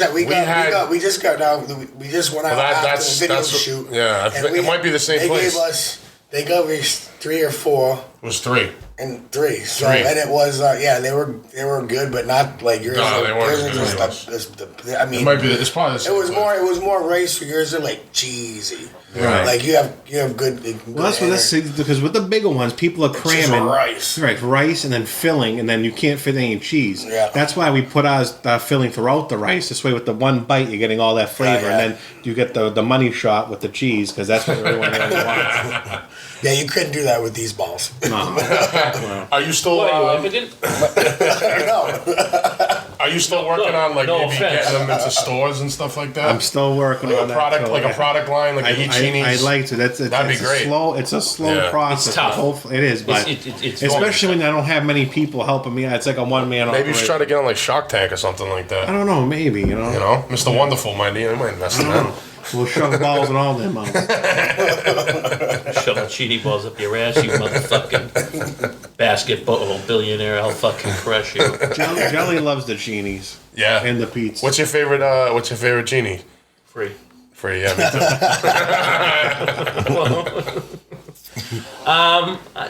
This is really traditional and stuff. The fact that a big arancini, I used to love them, right? But it's too much. Yeah. And they're not flavored. Yeah. You know what I mean? I mean, they're good. Don't get me wrong. I ate zillions of them. But just different. I'm trying to think. Oh, I like that. The buffalo one. The buffalo one. The buffalo one's good. like There's that another one. one that's like the buffalo, too. That's the one with the Cheetos. Yeah. Yeah. Oh, the Cheetos. No, there's a lot of good ones, but like me and Jelly, but we've been on a lot of food adventures together. Like I say, he's the first guy to turn me on to the hot wieners in Rhode Island. Yeah. Phenomenal. The hot When I first, I'm like, wow, we used to drive right down just for that. Yeah. They were closed. I was gonna bring them, but they were closed. The spot. Santora's when We went there. And then the car would stink. So That's bad. what they said. The onions I stink. told you. all the I time. told you that when I got them for you last time. When you Yeah. think I just you can't take them, don't leave the Right, fucking they're gonna bag or smell. or a napkin. Don't leave nothing in the car. Open the windows. Where else did I bring you to? Simcoe's. Simcoe's was very. You ever been to Simcoe's? No. No. Never. Simcoe. Simcoe's on the bridge, my man. No. I'm not. Simcoe's. Where's is that? Dorchester or I'm familiar with it. Mattapan? It's Mattapan. Yeah. No. They- Real good. What kind of food? Like hot dogs. Oh, with, okay. Like Yeah. like great. It goes back to be quite honest with you, my great grandfather used to go there. That's how old it It's is. been around for a long time. Been Staple. forever. And I'm going to tell you that it's not as good as like when I first used to bring Joe over there. Mm-hmm. It's slid the quality a bit. Yeah. But it's still great. They have. It's like this bean sauce that they put for on the chili. for the chili. The chili cheese dog. Yeah, it's phenomenal. Yeah, with the Ben's chili dogs in Newport. No. That's really good. That's good. Ben's chili dogs is wicked good. Yeah. No, don't I one never of been them. there That's where either. What's the place in Bill Cosby's favorite in place. Southie there? What is it? Sully's or Sully's. something? Sully's Well, in the did you want me to Castles. really, Yeah, you want me to yeah, really that's answer that one? Kinda. You ever been to Spike's? What is it? Spikes? Spikes was good. They We were closed, on though. a They Spikes closed. Yeah. kick for a while. They Yeah, we were. closed. Yeah. The ones that are they closed. The ones Spike's that got a big variety. Shake Shaft. Shake Shack. Yeah, whatever. Yeah, Never Shake been there. Shack, yeah. Okay, Not but Shake Shaft. I know. But when you go there, you get the Shake Shaft. Trust me. They make a good dog. But I'll tell you, out in LA, this guy, I gotta say, the Jelly's a Renaissance guy. He's all over the world. He goes, Joe, I want to take you to this place, Lowry's. Prime rib. Yeah. Amazing. So you go to this place, Lowry's, and they have the seasonings. You may have seen them in the supermarket. I've heard of Lowry's. Lowry I've heard of Sims. Yeah. Yeah. Yeah. So Jelly goes, we go in. It's an old school, like a pure silver like rollout cart they take out where they keep It's the prime rib. in. Chief. Oh wow. And we got a drink at first. I told the guy because I was like, yeah, can I get a beer? The guy goes, excuse me. I go, yeah, can I get a beer? He goes, sir, what's a beer? It might have been my accent. Oh, definitely was. can I get a beer? Let me get a beer, dude. Yeah, he was like, he didn't know what I was talking about. So anyway, in this Lowry's, they pull it out in the thing, and now you get to pick your cut of the prime rib. Yeah. So you can go take an end piece, a middle piece, whatever. Like 10 different slices. Yeah, they spin the salad right there for Nice. you, and then they give you that was the topping of for me the top notch quality. That's the chilled fork for the salad. Yeah. Unbelievable, Sounds good. unbelievable. Sounds good. Where else did we go in LA to eat? Actually, that's a big thing too, because I've been in places where where they use the cold dishes for the salad dishes too. Yeah. There's nothing worse. They come out of the dishwasher and then it's still Yeah, hot. They put it on that's and the not fucking good. lettuce is wilted and shit. Not good. Fucking not gross. good. And then New York, we went to a lot of good places. Yeah. Peter Luger's. Yeah. We went to the pastrami place. Oh, yeah. Katz's. Katz's. Yeah. We had a lot of 21's food. great. He didn't go, though. No, what kind of food's that? 21 is one of the oldest restaurants in the country. Really? It used to be a speakeasy. It's downtown, and it's phenomenal. I used to go there like once a month just to go there and eat. You used to be able to smoke there. And this little quick side story, we're down there with my mother and my aunt and my brother. I think it was my aunt's birthday. And this is a long time ago. So we go in. Now, I'm telling you, I used to go there a lot, and spend money like it was nothing. So I hadn't been there, say, for like a year or 2 years or whatever, so we went down for the blah, blah, so we go over there. And the guy that was the maitre d', back then was still the maitre d', kind of a short, stocky guy, really nice guy and stuff. And so my mother and aunt are all like, ooh, they're taking the coats off and all that stuff. So I see him, so I start to go over there. I had made reservations. And he doesn't know me as Jelly, by the way. He knows me as Mr. A, whatever. So he goes, because he used to be able to smoke in there too. Because I would the hotel was right across the street. I just went back and forth and ate for like 3 days. He goes, Mr. A, where have you been? Blah, blah, blah. They comped the entire bill. Gotta hang with this guy. Every meal's Yeah, let's go to dinner. You want to go to dinner after this? Where we going? And let me tell you something. Champagne and everything. Listen, it was probably a $2,500 bill, and I'm not exaggerating. Trump has his own table. That was his father's table. That's how exclusive kind of place it is. I'll tell you, know where I've been. He's never been. Is Rayo's. Oh yeah, that's right. How'd you get into Rayo's? Because I heard it's impossible. It is. So my. You gotta connect. You got a guy. Shout out to G fella. You got a guy. We go to Rayo's. It's the person that got us in. It's my mother, my grandmother, and then his mother and sister. So now we're all sitting there. And it's downstairs, so it's a little tight. Yeah. It was real hot then. The heat was so cold out, so the heat was on high. And my grandmother starts getting like a panic attack. So she's sitting there. I'm trying to eat, right? I have a few drinks. And she's all of a sudden she's choking. She's saying she can't breathe. She's having a panic attack. She runs outside. My mother gets up. She chases her outside. His mother gets up. She runs. Everyone's outside. Just me and him now sitting there. I go, this is crazy. Everyone's panicking. I don't get in. Stop me. I was like, this is like they didn't understand. Like there's no one get into the place. Yeah. So I'm eating, and all these guys were walking in. The hostess girl was going, oh, how are you? Giving them all double cheek kisses. I go, what the fuck, right? So I get up to the bathroom. I go over to her. I go, where's my kiss? She goes, who are you? I go, I'm Joey from Brooklyn. You never heard of me? Get over here. And I gave her the nice double cheek kiss. Joey from Brooklyn. Joey from Brooklyn. I had to put it on. You don't got a Brooklyn accent, though. What? I don't know. She went far. That's all I care. Did you see anybody famous when you were in there? No, there I didn't. No? How was the food? Good. Good? Very good. I heard the meatballs and spaghetti is really good. Yeah, I gotta say that I had a lot of good, like, the North End's got a lot of good meatballs, too. Yeah? It's hard, when you have the best, I mean, it's hard Best meatball in the North End. It's tied right now for me, it's Strager and limoncello. Best chicken palm. I'm not a big chicken palm guy, but Aria has one of the better ones. Best steak. At Aria, I get the tomahawk. Okay. Yeah. Aria's You get a lot of different stuff. What about veal parm? You don't like the parm style? No, I don't mind the veal, like a bread. Know what I like? A nice like a veal cutlet. Yeah. Yeah. Well, know what I do? This is a nice tip for anybody who likes veal or chicken cutlets. So when you get like a what's the one with the lemon on it? The chicken. Or Milanese or Francaise. Like a franchise, not a franchise, but a piccata. Piccata, yeah. So a chicken piccata usually comes with like a floured chicken. I make it do them with the chicken cutlet. So now that's piccata sauce soaks into the cutlet. So it's nice when you eat it like that. Yeah. That's a pro tip. Piccata with the cutlets. From Joe Chini. That's my opinion. Best seafood. Are you seafood? I don't eat seafood. Oh, you know, that's right. You don't eat seafood. Kelly, you like seafood? Yeah, my cousins are in the seafood business. Oh, okay. They oyster farmers. Oh, nice. And they did tuna before that. What's your favorite seafood in the North End? I'm being honest with you. I don't have one because when I have seafood, I drive to Duxbury, where my cousins live. Okay, and I go like this. I was thinking of coming down. Okay, and just hang up the phone. They call all of their friends, the lobsters. That community, the fishing industry community, is very tight. One goes down, they pay their mortgage, all sorts of stuff like that. It's a very tight, because it's very dangerous. Yeah, and the government overregulates it in many different ways. Yep. But yeah, I just go down and it's a feast. Yeah. You been to Matunic Oyster Bar in Rhode Island? No, I heard big things about that. I only spent a short period of time in Rhode Island, and I had a good time and stuff, but it was a long time ago. There's a lot of good seafood out by the ocean, you know. That's what Matunic is. South Matunic's the best. Neptune, the North End, they say is very good. Really? When Neptune originally opened, there were lines, and there might still be lines. And he never opened up. I think he opened one somewhere else, but it was phenomenal. sushi and seafood. It was just out of this world.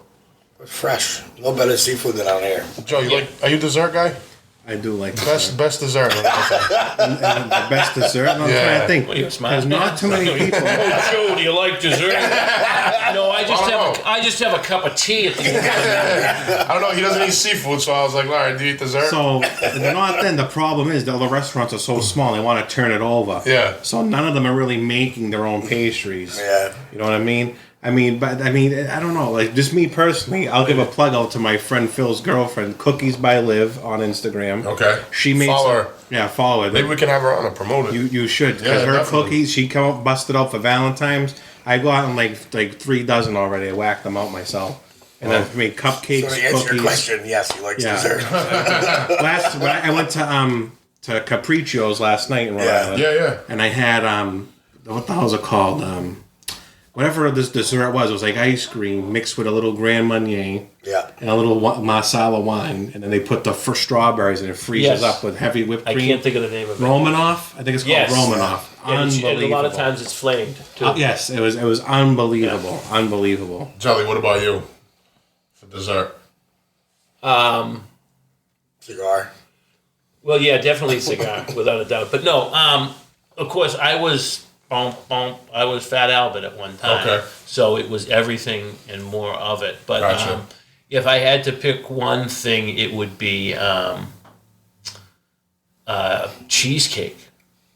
You do like a Junior's cheesecake. Plain Junior's cheesecake, plain cheesecake. I have them do some different things sometimes when I was down there. There's a place, I don't want to plug places without letting them know, but Gotcha. there's a place here around, 2 of them or 3 of them, but one in particular makes the finest cheesecake I've ever had. You like dense or cheesecake? Yeah, and the thing, no, I like it dense. Yeah. I like it dense. I don't want it falling apart and stuff. I'm very rich, and this guy that has this place, he doesn't do it often for me because he's a wingnut. This guy's a wingnut. No, it's like you got if you ever go there, Joe and I we're around, we'll go over there. He's like his eyes are like googly eyes and stuff. But a nice guy. He really. does make a good cheesecake. He makes a grand cheesecake. But back in the day when we lived in Boston and we used to go up to Orient Heights to another firefighter's house at Orient Heights, the wife, it was like once a month we always went up there for Italian food. And she made ricotta cheesecake, but she put pineapple in it. Yeah, that's what my grandmother did. Crushed pineapple. I like Seen that, yeah. And let me tell you, Yeah. that's like It's the crack. best. Never had crack. But if you did, That's got to be it. That's good. It really and truly is. I've had ricotta pie with pineapple. That's nice. On get- top of it? No, in the In the cheese, in the pie. Yeah. yeah, Yeah. that's nice. Oh, You like rice pie? Either one of you? I grew up eating only Christmas pie? time. Rice pie. Oh, I thought you said Yeah, that it's pie. all right. I like strufelies, the little dough balls Yeah. with the honey and the rainbow sprinkles. That's good too. Yeah, they're good. I don't eat. You listen. I'm doing this right now. Yeah. You know what I mean? Because I love all of it. What about Yeah, our yeah. barbecues used to have at the club? yeah. Those were fun. I had a Right in the street. show them the picture. Reach behind. Give them the picture. For the pig. All right, here we used to. Yeah, so we did this. But this is not us, but Yeah, Jelly this is had- me. Oh, that's you. Yeah. This is Dave. This is Dave's house. Dave Riccio. Oh, okay. And we used to do a pig every year Oh, nice. for 4th of July. So we started doing this right on Endicott Street too. Fire department comes down. Right outside Yeah. Pig. Oh yeah. Well, of course, all My grandmother runs. bunch of yuppies come out. Fire! Nani comes out. Get away from here! They're just so the fire department comes and the police department comes, right? And that's when she starts barking out too. And I got to give them credit. My father was a firefighter. My grandfather was a firefighter. And he goes, the fire guy goes, they just roasted a pig. It's a barbecue. What's the difference? Because it's in a rotisserie? And everyone let go of it. calm down. But they're a big waste of time. Because you don't get enough meat off of them Yeah. and stuff. I'd Nice rather showpiece. it is a great showpiece. But I'd rather just get the whole pork loin or 2 of them. Yeah. And then you don't have any waste. Makes more sense, yeah. Yeah, and it's cheaper. Yeah. Because you got to buy the whole pig. Right. They charge you more for the bone. And Jelly would have a few wines and then start reciting Godfather lines. Oh boy. Give us a little Frank Pantene. Yeah, give us something. Give us something. Frank Pantene. Come on. You see, He's on the spot, this guy. Come on. Yeah, you get me on the No spot. wonder why you didn't make it on TV. Exactly. I just can't think of. It'll come to me. I mean, with all the talking I've been doing, I'm amazed I haven't gone into it. I just can't think of it right now. All right, that's fine. We can come back to it in a minute. Because this was normal conversation. Yeah, Now you're like, pull out a sword. You could. Well, I know. Yeah, there's a couple songs right around there.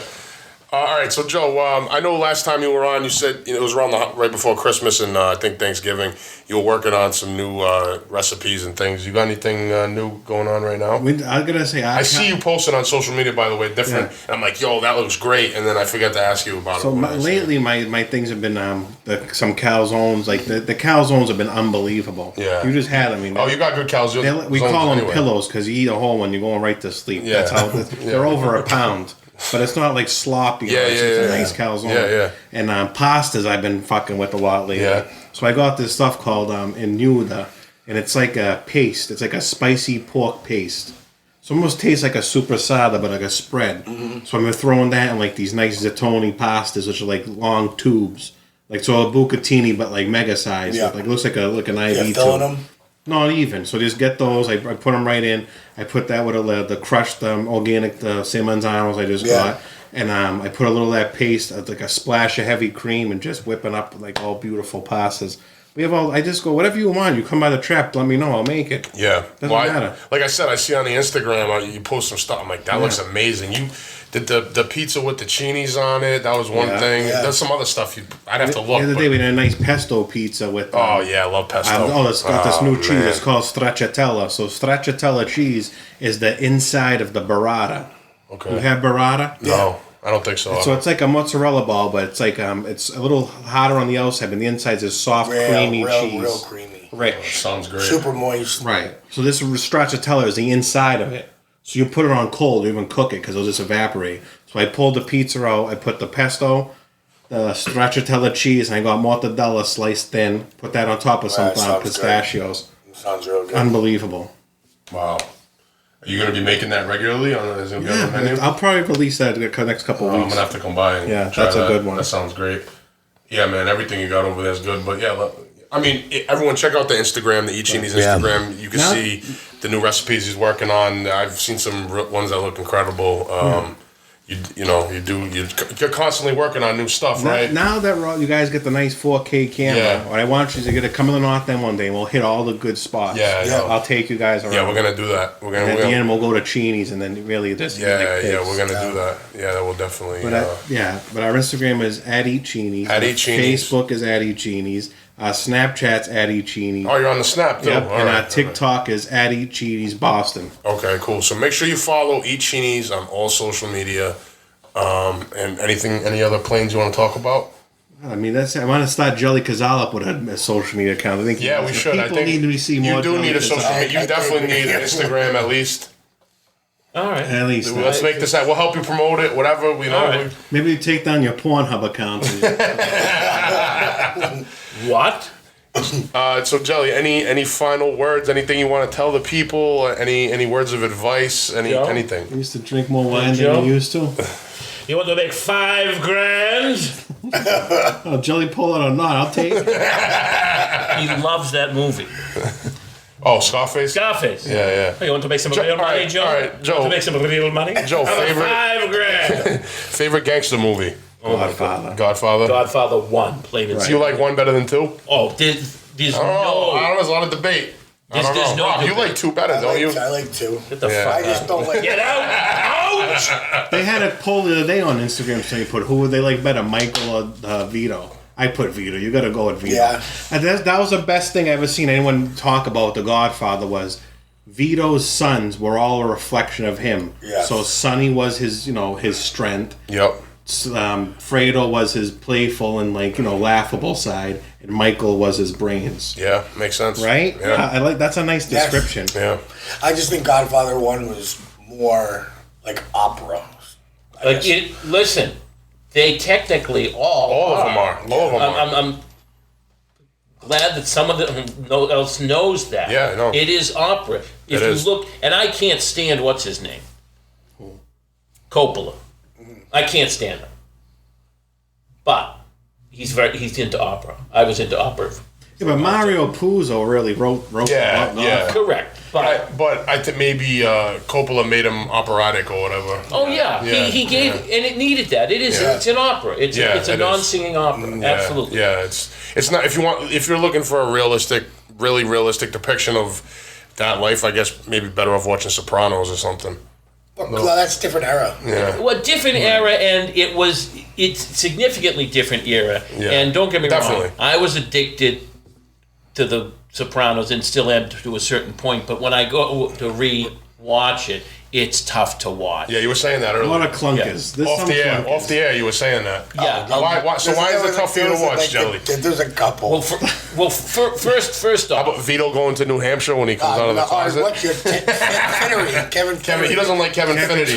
That was like the whole ending. I like Kevin was a big Finnerty. fuck you to the fans, I feel. I don't know. I agree. Because to me, first of all, he flip flops on that ending, David Chase, so many times. Yeah, and then to me, he just didn't have the balls to really put a real ending. Yeah. A show like that was probably the best TV show in history. Yeah. You're gonna put that type of ending because you want to be artistic. Oh yeah. Well, here's the thing with movies and shows like that, as you know. I'm sure you know. You get a creative writer. It's creative. It comes up with the story, and they may get that in some say it's the four of us. We start talking. Hey, we could do that. We could do that. So we're the creative guys, right? And we put the thing together. We get a contract for X number of dollars for X period of time, a year, 2 years, 3 years, 4 years, and then it becomes a hit, like The Sopranos was, and it was. It was like heroin. Yeah. It really was. Not that I know what that is, but anyways. But then what happens is once all that big money from the actual creative writers, okay, they don't keep paying them that money. They don't want to pay them no more. So now they get staff writers and junior writers that weave their ways in. And then what happens in a series that long, it fails. Yeah. Because the people that are just staff writers who take over are staff writers. And there's nothing wrong with them, and they're great people, but they at least... So the staff writer comes up with this page, and then a creative writer goes, oh, okay, Johnny, that's good, but maybe if we did it this way. So there's creative writers and there's staff writers, and they're both great people. I'm not shitting on anyone, but there's a reason why the creative writers are creative writers. So what happens is the long you drag it out. Like Godfather 3. Oh, yeah. I don't think I know anybody that like Godfather 3. I only watched... Now I watch it because there's nothing else to watch. I watched it because when I danced with the person I came with. Okay. Yeah. So if they just did, like they sucked me in on the $5 to watch the doing of it. Yeah. Okay, and there was nothing redone on it. Okay. But I'm like, hey, all right, I'm in on it. Yeah. It's sad. Joe and I often talk. We shouldn't even say that someone's going to steal it. If they want to do anything more with The Godfather, what they should do is, after he gets off the boat and stuff, and then all of a sudden, this is Godfather 1, right? All of a sudden, he's this big gangster. Put in how Clemenza came in and all that. Okay. Or even right after he clips Don Fanucci, that'll be good from there on. Yes, and he leaves... But show that, fill in that seat that like a series. You know what I mean? Yeah, that's a good idea. Maybe they should do a show That's what I'm saying. like a mini series. This could be like a Star Wars type thing. And just I got really into Star Wars lately because of The Mandalorian. I'm not gonna go down a rabbit hole on that, but you just brought up Star Wars, so I have to mention it. I love Star Wars. Yeah. That's great. I'm the kid in Plastown, New Hampshire, who used to ride his bike 6 miles. Like 4 times a week to go see it every day. Wow. My young cousin had 2 sets of every single fucking toy that came out, and then his mother threw them away on him. He'd be a fucking millionaire today. Oh yeah, the originals. Yeah, my uncle bought him one to play with and one to keep. Wow. They threw all of them away. It was a bad hit. It was a bad hit, but it was a it's a long story. But anyways, it's sad. But he had them all, and I like when I'd go down at Christmas and stuff. I'm like, you know what I mean? Yeah, no, I mean they're in the package, perfect condition. Those things are worth a lot of money. Some of them $100,000. Yeah, that sucks. What's your favorite Sopranos episode? Pine Barrens.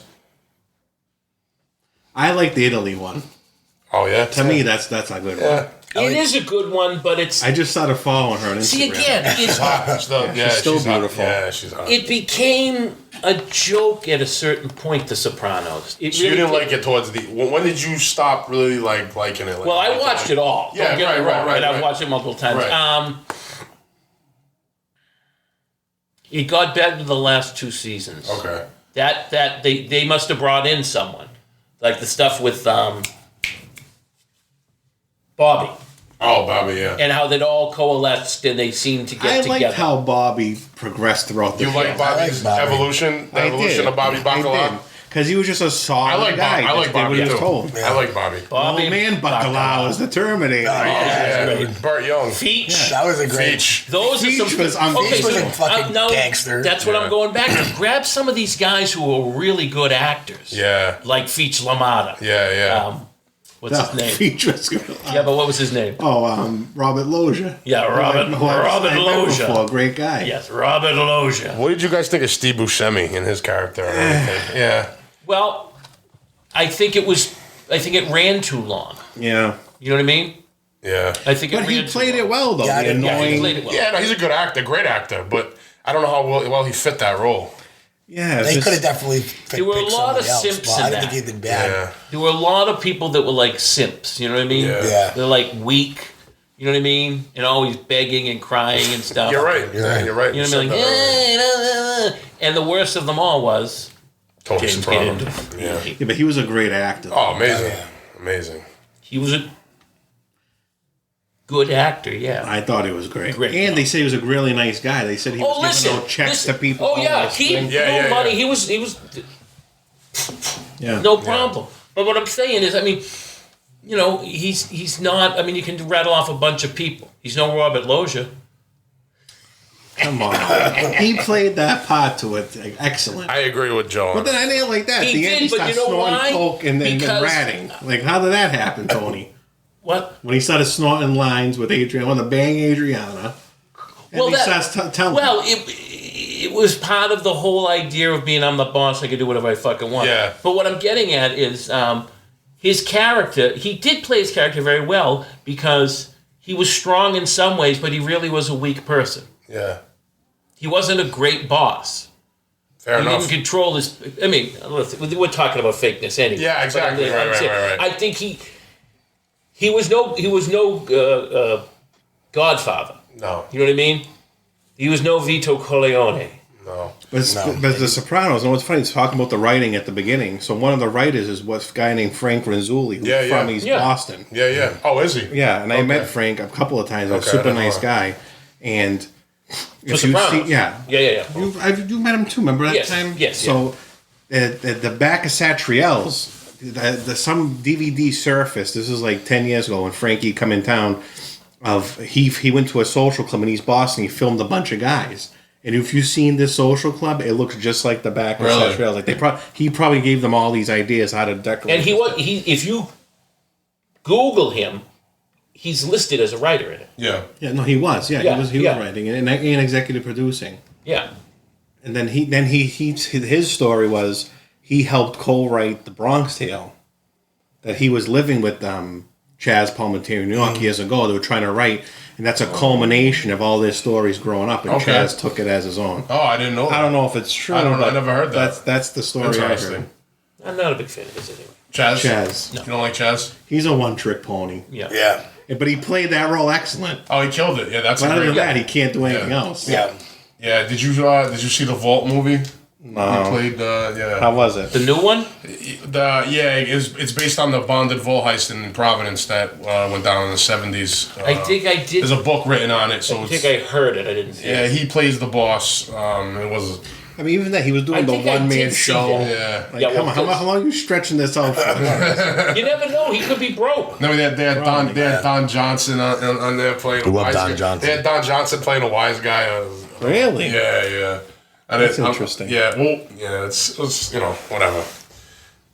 Me and Gelli Cazal in an upcoming movie. Yeah. Well, me and Rob done a little acting. We wrote a thing and we recorded it. We haven't released it yet, but What is it?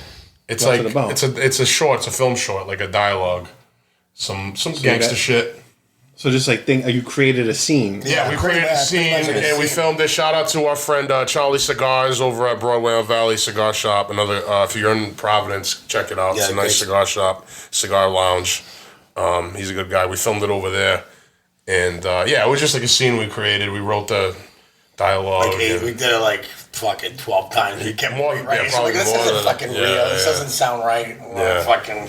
What are you guys gonna release? We want to see it. I know we should release it just to put it out there soon. Put it out. Listen, even if you don't think it's perfect, that's the thing with content. Even if you think it sucks, someone else might think it's the greatest thing they've ever seen. Yeah, we're gonna release it soon. You just gave me the motivation. Yeah, there was stuff that when Joe and I were out there and here and all stuff, I've been looking at it like, that fucking sucks. Right? That's fucking horrible. Right? And then someone would legitimately say, wow, these fucking guys were great, huh? I'm like, well, I'm not going to lie. I mean, I lied. I'm like, yeah, well, well, the question is, do a lot of theater back in Boston? Oh, yeah, well, I prefer the film. Did you ever do any theater or anything? Too many jokes. No, I didn't. Okay. You make a great character. You make a great character. I definitely. The whole thing that and I'll give you I always say short version. I have no short version. Give us a little waltz. Give us a little waltz. Waltz is listening. No, so I was fat, really fat. My mother enters me into this big and tall clothing store thing. Right, you get to win $500 worth of clothes. Anyways, short version of it. This is right before I moved to the North End. So I sign up for the thing, blah, blah, blah, and I have to go into Newbury Street to show how to walk on a runway, right? And I'm fucking boom, boom, boom, right? So I come in, and she calls her, Janet Chute was her name. I did some TV commercials and stuff. Oh, really? Yeah. That I got paid for. Nice. I have the paperwork somewhere. But anyways, so she goes in, she's fucking runway and blah, blah, blah. I said, fucking runway. Oh, no, she calls me. And I'm like, I said, I'm coming into Boston right now, sweetheart. Where are you? Right? Because I think it's my friends breaking my balls, right? Because I had forgot about the thing. So she goes, so I said, fuck it, I'm driving in, right? So I drive in. I was right before I moved to the North End. So I go down and blah, blah, blah. I go in, it's Newbury Street, walk up 2 stories, blah, blah, blah. Oh, yeah. She goes, oh, Gelli, come right in. Right? I'm like, Jesus, someone went to a lot of fucking, to make me break my ball. So I go in, she tells me the story, we're doing a thing for the thing, and we're going to do some runway stuff. I go, runway? She goes, yeah, just walk back and forth, right? So anyways, shorten the story, I went and I did 2 or 3 shows on runway for clothing and stuff, right? So someone sees it and says, hey, we're going to do, there's a couple of places want to use you for a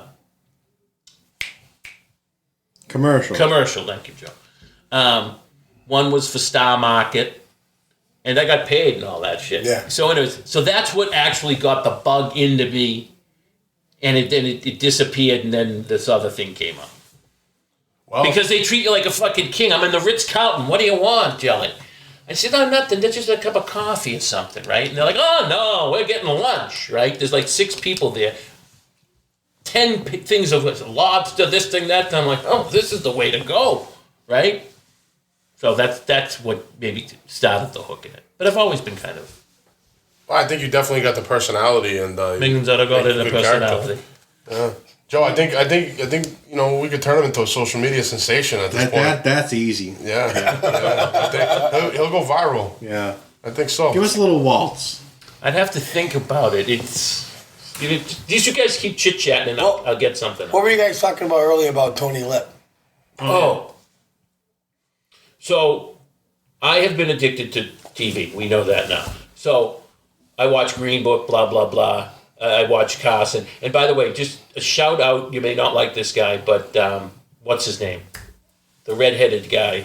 Conan O'Brien. Oh, he's good. He's from out here. He's not only good, he's the only person that actually is the son of Carson. Well, you're going to say Dave Caruso. No. But I'm telling you, all the people that have had the Tonight Show, the only one that did it perfectly was Johnny Carson, and Conan is the number 2. All these other ones are all just political shit. But in the meantime, and I didn't like him when he came on the scene. I was fucking jealous. I wanted the fucking. You should have got the part. So anyway, what were we talking about now? Tony the Lip. So, I'm watching Green Book, and I'm like, so I don't know what the show's about initially was, so I watch it and it's good. And I research it, and I'm like, this is fucking Tony the Lip. I said, I wonder if it's, because again, the whole Carson connection, and I think I told you the pictures and stuff. So I Google it and blah, blah, blah. And then I'm like, it clicks in my head because they show a picture of him. And I'm like, that's fine. That's it. Like we actually know these guys. Yeah. This is Carmine. Right? And his name was Fish Lips. One of my favorite actors, though, if it was Carmine, one of the characters. He was perfect. Carmine. He was the best. He was better than Tony Soprano. He was better actor, more accurate, more believable than Tony Soprano. What about Uncle June? Think about it. I like Johnny Sack too. Johnny Sack too. Johnny Sack was good. unbelievable too. Yeah. Uncle Junior was amazing. Yeah, but that was in its own way. It was because didn't have as much face time. Yeah. He had a little bit easier show. But he changed his whole demeanor from, like, Tony kind of was the same from the beginning to the end, where Junior looked crazy, sick. Well, yeah. Great actor. Oh no, that part of the acting, absolutely He's phenomenal. So then I look it up, and it's tough with me with the one fucking eye. I got people that work for me, and they're like, "Oh, can't you see that?" I'm like, "No, you've been working for me for 2 years. I'm fucking blind in that." Yeah.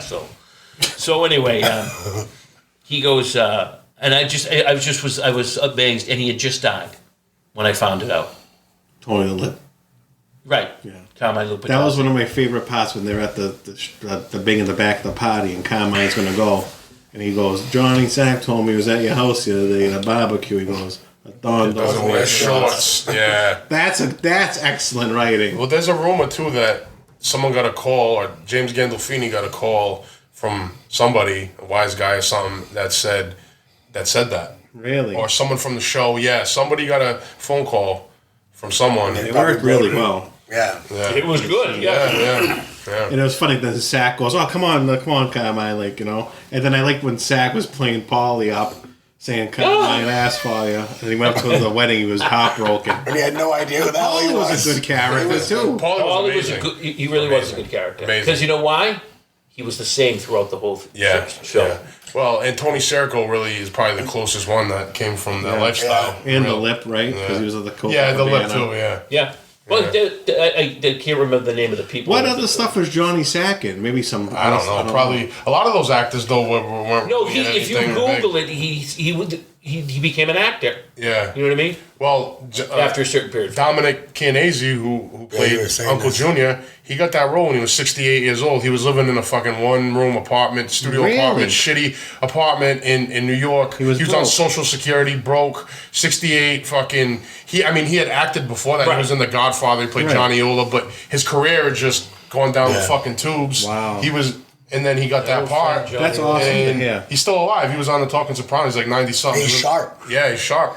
But that goes to show you it's never too late. I mean, even Tony Serco was, he was older and fucking, he just did bit parts in mob movies, but that was his breakthrough. Gandolfini too. He probably didn't have a lot of money. No. He had some small roles and he did a lot of theater and stuff. But he was good in True Romance. Yeah, True Romance. Yeah. Yeah. I just watched that again. 8mm.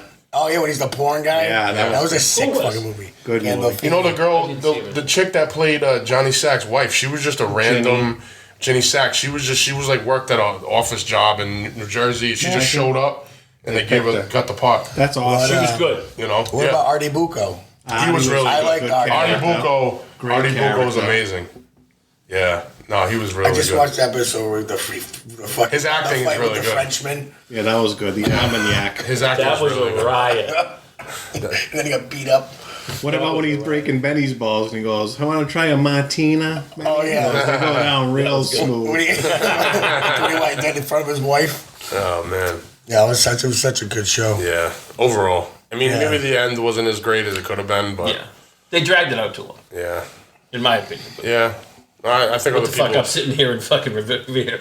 other people have said that too. So Well, that even John Fiore, who played Gigi, yeah. Oh, yeah. I'm friendly with him, and he was telling me about James Gandolfini. He goes, when I was out in New York, I had no money, I was broke. He goes, hey, kid, I'm leaving for a couple of weeks. Just take my apartment, give him the key. Yeah, I heard They said he Gandolfini was a super, good guy. super Man. I smart heard and that good too. guy. Well, he made sure everyone got paid. They got raises and stuff like Yeah. that. And he took his His bonuses own and money. split them His up. own money, right? Exactly. He didn't have to do that. No. Melfi was good in her own right. I hated the whole Melfi thing. You didn't like the Yeah. Melfi thing? I understand why it was there. I understand it. But it was just too. I mean, in the beginning, it just took up. I want gangster stuff in a gangster movie. I hear you. In Yeah. a gangster I hear show. you. I mean, I understand the basis of it. They could have left it then. Because, like, once Liv died, they didn't really, Yeah, exactly. you know, Right. It just. for kind of like, whatever. Yeah. It just. AJ's the one that needed fucking counseling. Right. Yeah. Fuck. Yeah. Just I a mean, spoiled kid, AJ. Oh, he's such a white He was spoiled, but His girl was hot, though, Blanca. the last one. oh yeah, the Puerto Rican girl. Yeah. but he was ignored. Yeah. Yeah. Meadow was the smart one that everyone concentrated on. The father was out banging here and there. The mother was a fucking half a cunt. Yeah. You know what I mean? Definitely. And then he's like out in the wind. Yeah. And he doesn't want the kid in the business and all that stuff. He didn't really got And the else kid to was do. a little touched in the head. Yeah. Oh, he definitely. I mean, he wasn't shot. No. No. There's certain Jackie things. Jr. sucked. Yeah, Jackie Jr. sucked definitely. He sucked, but it was kind of a good thing. Yeah, it was and he was cool. kind of accurate too. I think too. Ralphie was good. Ralphie was good. Yeah. Yeah, I liked Ralphie. I love that when they kill him. Oh my god. Richie Aprile, I thought he was good. Richie April was fun. Yeah. Beansy was a good Beansy character. was a good character. Beansy was good. Yeah. Yeah. Beansy. Yeah. I didn't like the whole Vito fucking going to New Hampshire thing. I thought that was. I don't know what that was. That was unnecessary, man. That's what I was like. I don't know. That was liberals. Yeah. They wanted to throw that in because it. If you didn't, Yeah. then They always want to weasel it in. Yeah. You know what I mean? If there were gay people in the mafia Yeah. that ran gay clubs and stuff, Right. okay? Right. That's how they should have had it in the series if they were going to have it at all. I agree.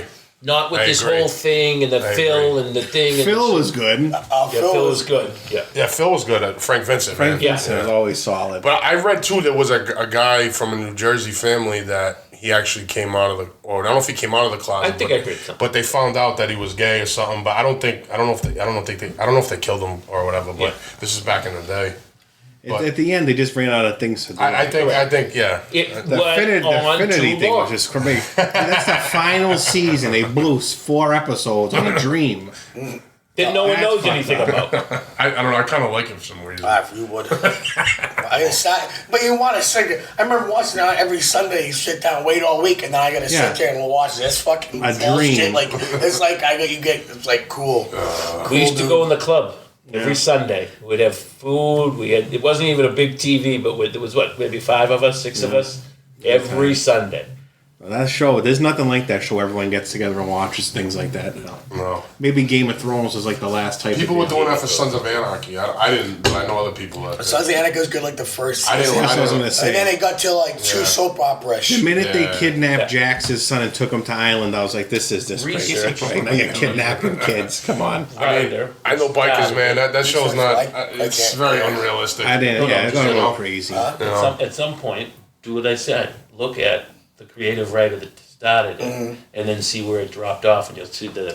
That'll. It You'll be doesn't- like, oh, that's why. Yeah, that's what happens. It's Yeah. I understand it. It's a business. Because they've asked James Gandolfini, they ever think they bring back The Sopranos? He goes, when David Chase is broke, he'll bring it back. Yeah. So he's probably broke now. That's why they're doing the. Yeah, let's end it. Let's wrap it up with this. What do you guys think of the Many Saints of Newark? How do you think that's gonna be? We'll have With to Michael find out. Gandolfini playing young Tony Soprano. We'll see.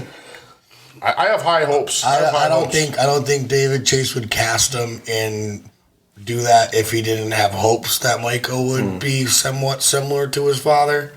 You know what I mean? Right. Because it's going to be such a fucking letdown otherwise. What are they going to do with Paulie's? You mean like computer generated? It's going to be it's going to be like the Irishman. They're going to use CGI. Not bad, right? I don't know. They cast all new actors. Yeah. Okay. Everything. Well, the guys that played Tony's father, Johnny Soprano, and Uncle June, they brought them back. They were good. Yeah, they were good. They were very good. This is based. You're getting the story told about Tony through the eyes of Dickie Moltisanti. Yeah, Dickie Moltisanti's a character on it too. That should be interesting. Yeah, and then Uncle June's in it, you know. And then there's the whole riots too that were going on, the civil rights stuff that was going on. But see, I hope they North. didn't do that because that's what's going on now. I don't know. It's like I just want it to be fluid and, you know what I'm saying. I don't want any agendas. I don't know. I'm not sure, to be honest. I don't know if they're going to take that big of a I agree with Joe, except if it's accurate in the sense Then I like it. in the sense of the time that supposedly they ran that area. Yep. And if it's in that timeline, I don't have a problem with it. But if they create it for wokeness, Right. Yeah. my opinion, I've been lucky to see it at a C+. Think so? Yeah. And I'll be happy. I'll be happy. If it's an A, I'll be happy. I just don't see it going beyond that. Oh, man, I hope. Is there one movie? I hope it is. But I'm a pessimist on this shit. One movie. You know what I mean? Because it's I've not a seen series. so much of it, and then you're like, You can't get your hopes up because if you go into it as a C and you get an even B+, it was like, yeah, it was fucking great. Yeah, that's what I'm saying. C+, You can't expect is an what I A and then expect. they come out with a C like that. It's fucking ass. You know? Listen, they could pick up some great actors that have been. If they have those original guys who played the father and Uncle June, then I think that's that's good. supposed to be in it. Yeah. Well, I'll tell you what, man. I hope it's good because it hasn't from that genre. There hasn't been a lot of good stuff lately. Been nothing. Nothing really. The Irishman was good. I enjoyed it. Yeah, the Irishman was good. I didn't think it was great, but I thought it was. Now, did you see the one with Nicholson? The Departed? No. There's another version of the Hoffa story. Oh yeah, yes, With Danny DeVito. yes. I have that on DVD. It's interestingly enough that it's the same story. Yeah. But in their own way, like, see, because of his size, I couldn't accept Pacino as Hoffa. Okay. Because Hoffa was a heavy guy. Yeah. But he was short. Yep. And he had the voice down because, of course, he smokes 10 cigarettes an hour. Yeah. But the nose is all off. Hoffa had like a pig, like a. Oh yeah. Oh no, he nose. was. Yeah. Exactly. Well, they're not going to get that perfect. Right. But they wanted the name too. Yeah. I mean, I thought it was good, and I just, I don't think it was the movie that I didn't live up to the expectations that I had. I guess. Yeah. Could have been. It wasn't bad. It wasn't bad. The characters they at least somewhat were recognizable as the actual people. Yeah. Where if you look at the Gotti movie. Nobody looked like the newer Gotti movie. Yeah. So you gotta watch the HBO Amanda Santi. Ahmad played him well. Yeah. I liked him. Did I see that? He hates Ahmad Santi. Well, he's good as John. He's good as John Gotti. He I needs did to be see in that more one. movies. Yeah, He's good as He John needs to be Gotti. in more movies than I Ahmad didn't like Santi. that. What was he in Demolition? No, not Demolition. Little Man. cheesy. He was in Judge Dredd. Judge Dredd. Judge Dredd. He's been in a lot of The them. Odyssey. Yeah. I liked him. And the thing with the Irishman too is there's been a lot of controversy. Funny Money with Chevy Chase. People coming out saying that the story, Frank Sheeran was a liar and the story's bullshit. Anyway, Probably, he but wasn't as good. involved as he made himself out to be. Right. He just did it to cash in. Of course. You know what I mean? So It's the movie business. Right? Yeah, I know. Yeah. I make a little bit more of a benefacuda of myself. All right, let me ask you guys. Let's end it with this. You guys are Boston guys. What did you think of Black Mass? Sucked. Yeah. A lot of people said that. Johnny Depp was pretty good. Yeah, Johnny Depp was good. And that Johnny comes Depp was from me, a real fucking cunt when you come around on this shit. Yeah, right? yeah. But I know. Okay, my uncle that died, I was telling you about earlier. Yeah. Blah blah blah. Yeah. He was in the military with Whitey Bulger. Really? Yeah. Another very quick story. My aunt buys a house down the Cape without getting my uncle to do it, right? the guy DK's on it, and she gave him like 20. This is a long time ago, back in the 70s. Gave him like $20,000 or $30,000. She's crying. She doesn't know what to fucking do, like because my uncle used to buy her cars for her and stuff. So he finds out eventually. He goes, what went on? Blah blah blah blah blah blah. He goes, I told you, I'll take care of all that stuff for you. She goes, I got no money. She worked at the telephone company. Blah blah. He goes, yeah, don't worry about it. Like 3 or 4 weeks later, he comes back. He goes, now put this in the fucking bank. And you know what happened? The fucking guy was, who knows what happened to the guy, but he got the fucking cash. Yeah. So they were good in that way. But What about The Town? Town I loved. Yeah. The Town was a good movie. You know what I mean? Yeah. It wasn't supposed to be Yeah. a big epic movie. It was just a fun movie. Right. Yeah. Yeah, I agree. But It Town was well was very done. good. Yeah. I should watch And I that. hate those Seen two that in a guys. while. Have you guys seen City on a Hill, the show based in Boston? Starts out slow, but man, I like it. It's I didn't watch it. My brother's like, you gotta watch it, you asshole. It's good. It's really good. Yeah, it's Boston in the '90s when they had the highest, one of the highest murder rates in the country. Wow. And Kevin Bacon plays a corrupt FBI agent. It really is good. There's a bank robber crew, and then it shows the politicians and the attorney, not the attorney general, but it's good. Yeah, it's worth Let's watching. give it a watch. Yeah. No, it really is good, and it's Yeah. supposed to be a new.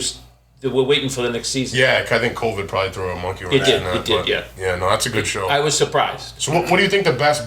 All right, let's end it with this. What do you think the best Boston movie is? The action. The action. Come on. Yeah. Favorite Boston movie? I gotta think about that.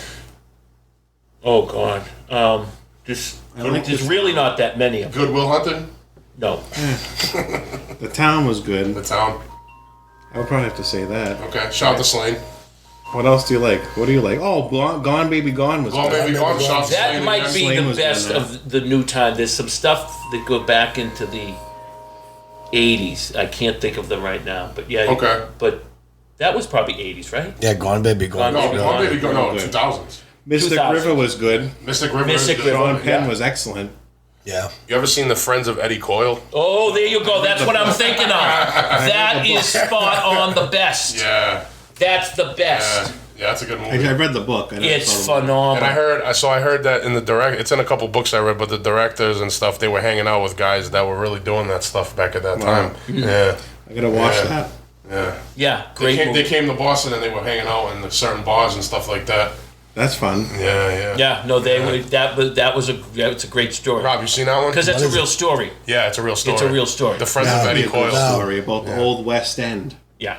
And the culmination of the movie, like say it's at a heightened thing, say if you were going to do it about the West End, then all of a sudden, bang, like they start tearing down everything. So it's Yeah. in the end, it's all over. And that whole area, West End all the way over to Charlestown, was called the Bucket of Blood. Really? Yeah. That whole area was just all, Yeah. and then it got the renewal money and all that stuff. Yeah. Yeah. Interesting how it changed. Yeah. Rob, you got anything else, guys? Anything else? Nothing. Now I'm Wrap it up with hungry. I want to anything go else? watch this. Eat some pasta and I fucking know eat one thing. dessert. I gotta take a piss. Jelly, any final words of wisdom? Final words of wisdom? Yeah. I don't know. Don't split And the- aces. Don't split aces. Give us one Frank Pantangelo. Well, give us the waltz. You do a nice waltz. I'm trying to think of it now. Which one I gotta do? I represent only one client. Oh yeah. Okay, so, I can't. Tom, why didn't you tell me you were with Corleone? No, I can't do that one. I got these things on my head. I'm just trying to think now. I should have just watched it beforehand because I can't remember how. I mean, I know he comes in and he goes over and he goes, "Waltz is listening," you know, and that's. But I can't remember the next. We have a problem with the unions we take care Yeah, of. again, you have but an I- actress. I'd She have went to from put marijuana together to. Yeah, I know, but I can't think of it right now. It's all right. We can get it Acting later. lesson, dancing lesson. She was the greatest piece of ass I ever had. And I've had them all over the world. But that's not the voice, by the way. Yeah. That's what.